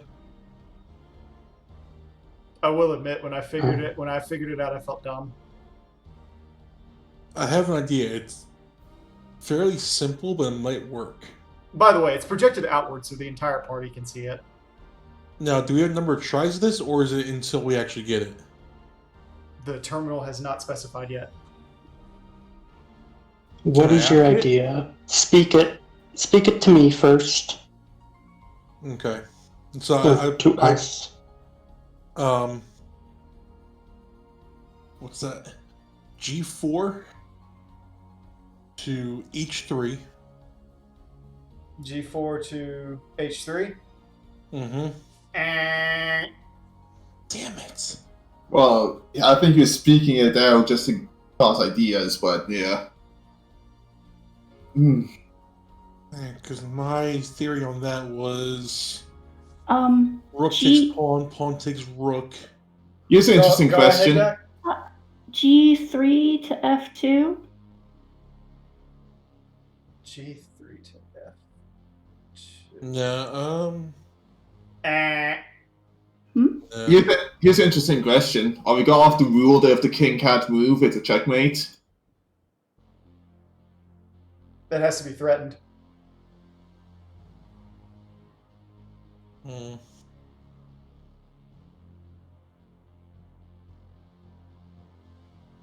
Hold on.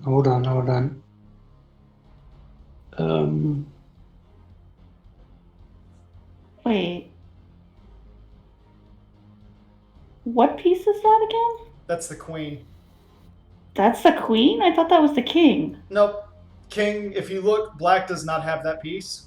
Yeah, king's right here in this corner. Okay. And since white gets to move, anything that goes here or anything that goes here dies. Anything that goes here dies. This queen can end anything around it. Okay, I'm sorry. I was thinking that was the king. Yeah, I corrected Kato on that immediately because he put it in a threat, and I went, that's the queen. Yeah. I mean, technically mine does work. I mean, it would require...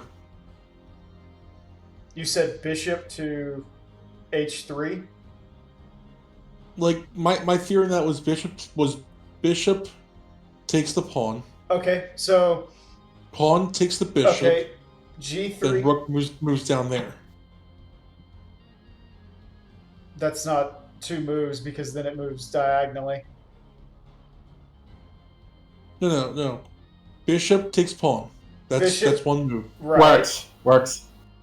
But then What Art's saying king is would move to G2. It wouldn't be Exactly. checkmate in 2. Because it would go G4 to H3, G2 to H3, H8 to G3, H1 to G2, and it's no longer in check.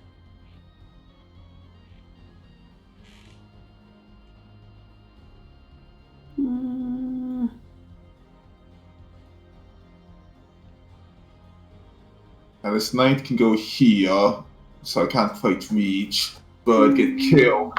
But it will prevent the king from moving to that spot. The problem is there's a rook right there. This rook? also the king can capture. Yeah, exactly. So you can't place anything exactly beside the king unless unless it guarantees a win right there. So you need to place. I will say Works was kinda in the right direction.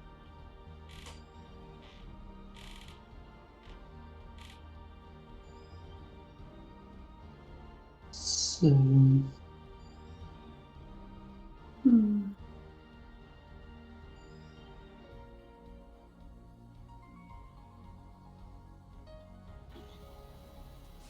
H. I think I've got it. What are you doing, Kato? Go ahead, Fiona. No, you go ahead. I was We're going to starting say off with the same H8 line. to H3. H8 to H3. G2. Hang on. I don't want polygon. I want lines. G2 to H3.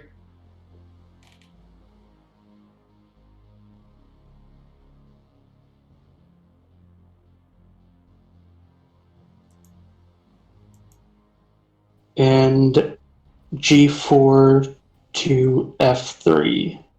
Checkmate. That was what I was thinking of. Okay. Good on you, Kato. Figured it out for.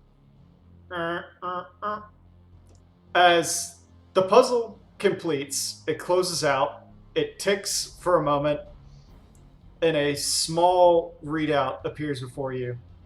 There's a redacted name on the through sheet. There's a redacted name throughout the sheet, but it details life signs and general health of of said individual. The log itself dates back almost 5 millennia. There are no more logs referenced, but a series of logs with airship blueprints, concepts for energy production, and a strange mirror object noted as Minerva appears. Just like prior, all of these can be downloaded directly onto a series of Allegan tomestones. Each of these contains a name where it says airship blueprints, energy production, and Minerva.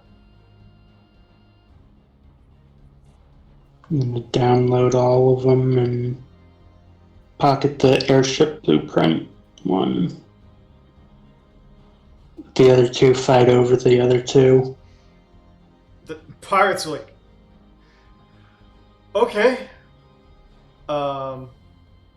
Sung says, well, I appreciate that you at least don't see us as competition, but rather as co-workers here.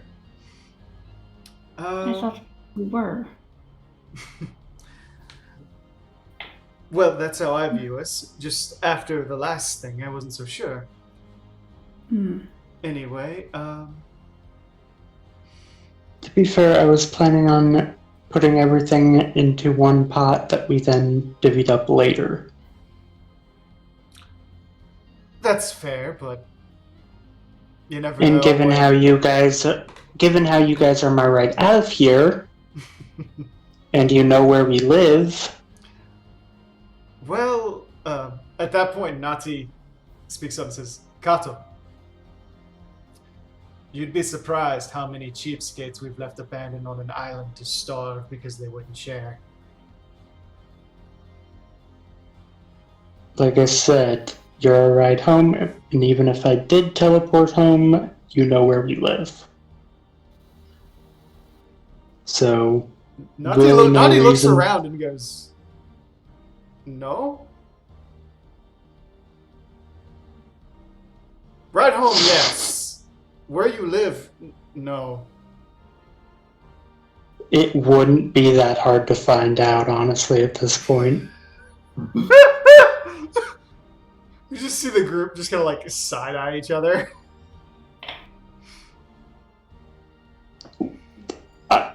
It wouldn't be hard. It's like, you literally just would have to ask pretty much anyone. Right, nonetheless, you And have a word that we're all in this together. And Nadi just rubs her face and like Sung face palms and she goes, Kato, what they were trying to get at was not that you're famous, was that you were safe because a group of pirates didn't know where you lived, and now you told them it would be very easy to figure out where you live.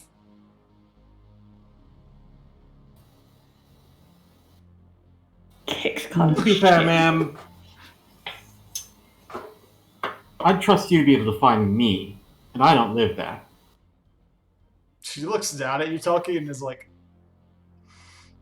gives you the deepest side eye for a second, and raises an eyebrow, then is like, whatever. Anyway, If it's all the same to the two of you, I'll take the Minerva document. Thank you.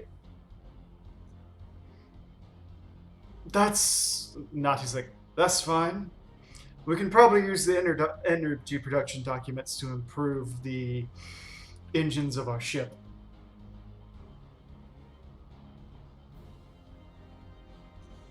Rourke walks back to Dak and kind of whispers in her ear, "Why do I feel like there's ulterior motives going on between the other two groups?" because there probably is. Sung's like, do you doubt me, Worksend? No, I said that very softly to Dak. She still, Yeah. she still heard you. I don't have it. I have learned not to trust people. That's fine, but I'm more or less planning on to tell you exactly what I'm going to do with this. We've all seen airships and energy production blueprints before. I assume this Minerva thing is something unique. All I want to do is take it to the Saints, sell it, and take whatever funding I get and hand it over to Dr. Sigbert. After all, he seems to be the best mind that any area has to offer for the cure of diseases and finding medical help for those in need. Can't argue with that. This is acceptable. Anyway, You'll have to forgive my caution. It's when you unlock knowledge of ancient and very technologically advanced race. Sometimes the motives aren't clean. We all have our motives to be here. It's not for us to question anyone else's motives. To be fair, if I had an ulterior motive that I wanted to get done, I would have stayed behind in the room with the thought to reality creation. Yeah, I mean, I think you might be the only one here with enough Aether for that. She looks at Dak like, what? Nothing. Tukia coughs. Says, shall I take a look at the other one? She just goes, that might be best.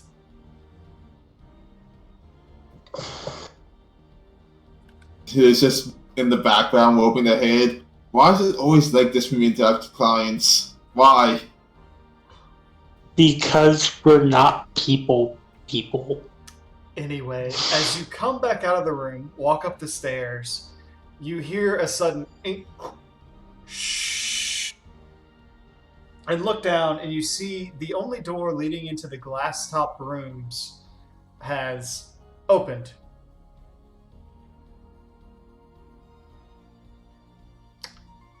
And Dak, Toki, Yedrin, everybody roll a perception. We. Pretty sure that's the only place we can get to that we haven't been already. Oh, 3. I like how your 3 beats my 10. Okay. Beats my 7. So Yedrin and Telki, as everyone's kind of walking into the room, the two of you come by and you suddenly hear a ding ding. And you turn your heads, and for a split second, you see a black cat with a tail with 2 points, red eyes, and white paws with a white swallow with blue eyes and golden wingtips sitting on a small pedestal in front of the doors. The cat yawns, and then both animals phase through the wall as if they were never there. Huh. Fuck That's hell, different. Mark. What? Did you make Schrodinger's cat? It's Kate Sith. No. It's Kate Sith. That's literally how Kate Sith looks in 14. I Yeah. didn't realize Kate Sith had a split tail. Yeah. Pretty I sure remember, it right? does. I'm I'm pretty sure it does. I might be hallucinating. I don't know. Find out. I'm looking it up, and Kate Sith does not have No. a split tail. it Close enough. That's the only thing that's different. also the red eyes are different. It doesn't have right paws, and it's lanky as hell. Yeah, this is a normal ass cat. Oh, okay, Okay. cool. Okay. The one on the moon was a normal ass cat. Normalized So- cats don't exist on the moon. Says you. It looks like a normal ass cat. I mean, straight up, the split tail thing's just making me think Nikomata. I mean, Dak, you're right, man. I've never been to the moon. I can't confirm or deny that. Here you go. Have Kate Sith. Okay. Anyway, as you all walk inside of the room, you see that there are 5 terminals inside.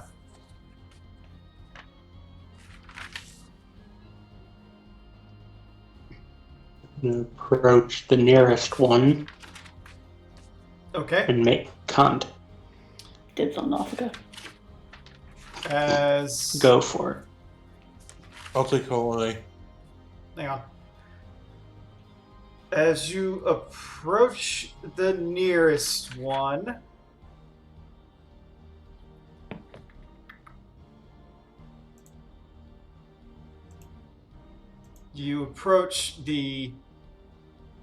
you actually approach the altered, the corrupted version of Nafika's. Mine. Okay, he's gonna go to the next one. It is a corrupted version of Althiek. Okay. So you touch it. Makes contact. Yeah. As it does, it says, "Solve." The song closes, the dreamer's eyes, each note a bitter sound. Its words, the final cry. What am I? Please repeat. The song closes, the dreamer's eyes, each note a bitter sound. Its words, the final cry. What am I? An alarm clock?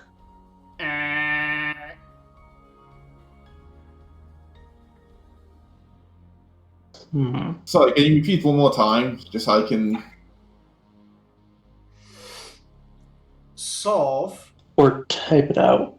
The song closes the dreamer's eyes, each note a bitter sound. Its words, the final cry. What am I?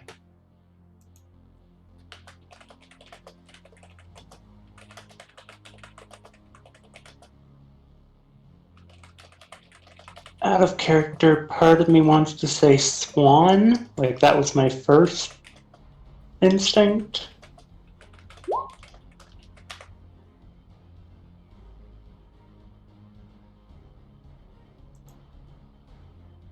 That's mine too works, but bitter sound doesn't sound like it.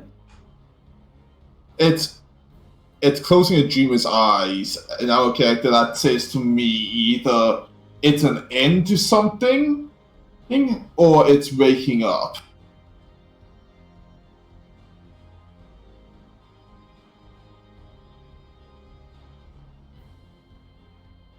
It depends on what the dreamer is referring to.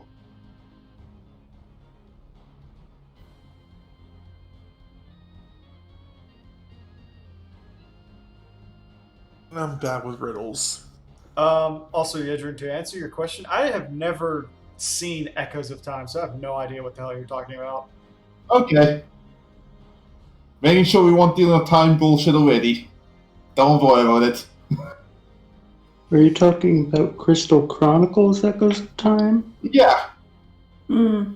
Yeah, I played that one. I'm not sure what you were referring to.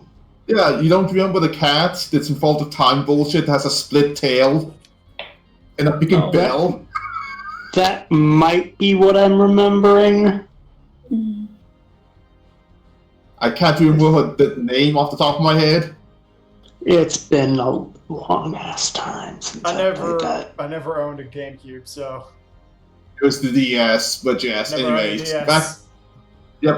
Back on track to the puzzle. Like I said, it depends on what's referring to with the dreamer.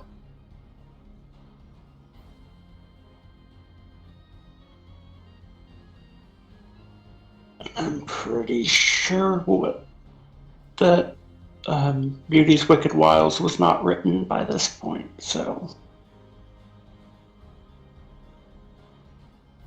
I almost want to say a dirge, but that's just type of song.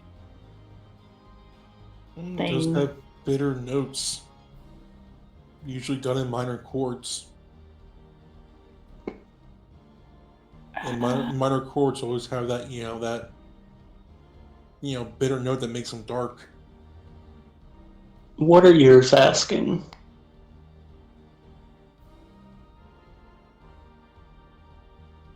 Tart? I thought we were waiting for yours to be done. Good. I guess I'll go over to the Nautica one while we're thinking of this. You touch it, it asks the same question. Fun. It's the same thing. Has to be done in the order then. Okay, I'll see. Which god is this symbol representative of again? It doesn't seem to matter. But It might. it was Kato's on Althic. Altic.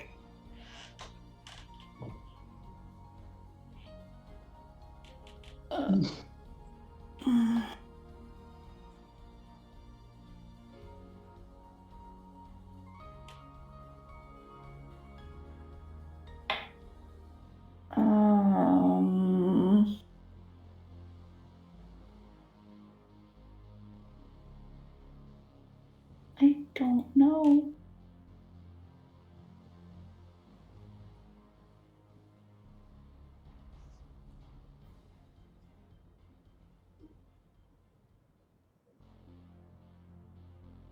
Do you just want to fire off a guess? When I answered wrong, did it tell us how many attempts we have left? It didn't say anything. Just beeped at you. Dirge? Deck, as you answer, a stairwell forms outside and leads into a new hallway, heading down into the western wing of the building once more. You look out and you can see, at this point, the stairs actually forming where the wall had been and riding down into a new hallway. At this point, all the terminals turn off. Oh, good. I got it right. Onward! Fucking amazing. That Onward can say to that. You guys always overthink things so I know. hard. Well, my problem was I thought we had certain number of chances. So I was like, Yeah. is that right? My thing was, I was close with Lullaby. Not was really. my thoughts towards it being the end of something was pointing in the right direction. It's just I wasn't sure if the dreamer was referring to an actual dreamer or as if life's the dream. Life's a dream. Mm-hmm. Yeah, that's where my hang up was. Merrily, merrily, merrily. Well, I thought like the bitter sounds and it's like final cry. It's like, oh, okay, it's like a funeral dirge. All right. So, as you all walk down, Onward! you come into a long hallway with 6 pillars heading towards the southern side. of it, and on the northern side is a large circular platform contained within a crystalline prism with an opening for at least 7 people to step into. When you look back towards the south end and see the 8 pillars lined up, in between the last 2 sets of pillars, you can see that there is a stairwell leading up to a raised platform with a podium on the top of it. By your estimate, you could say that this area could probably hold somewhere in the range of 1,000 to 2,000 people.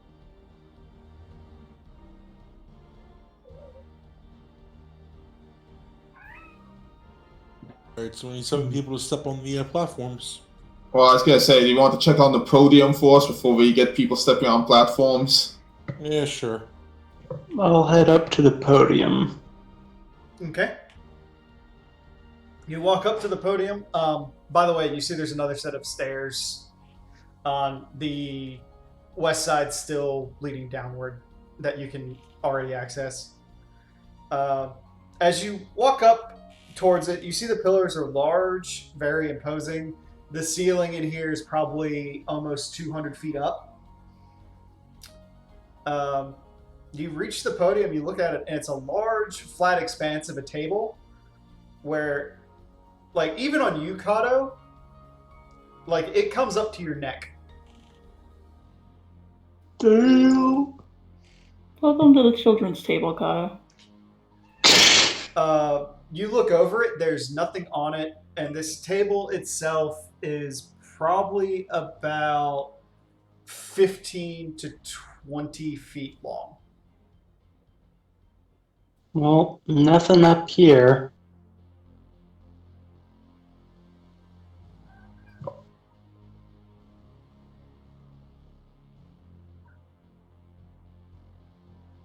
I'm gonna head back down. Okay.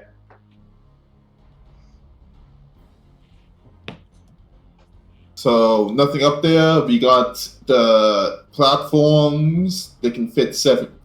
There's 7 of them, and there's a staircase leading out in another direction. Not that there's 7 platforms. It's basically a circular platform that has enough space for 7 people to be in it. Yeah. Okay. And there's a staircase off in another direction. Off to the west.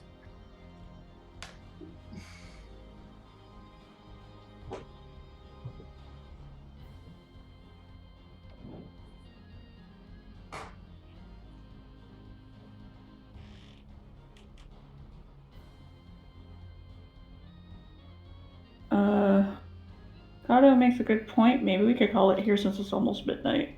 Okay. I will say I will likely not be present next week. Okay. Okay.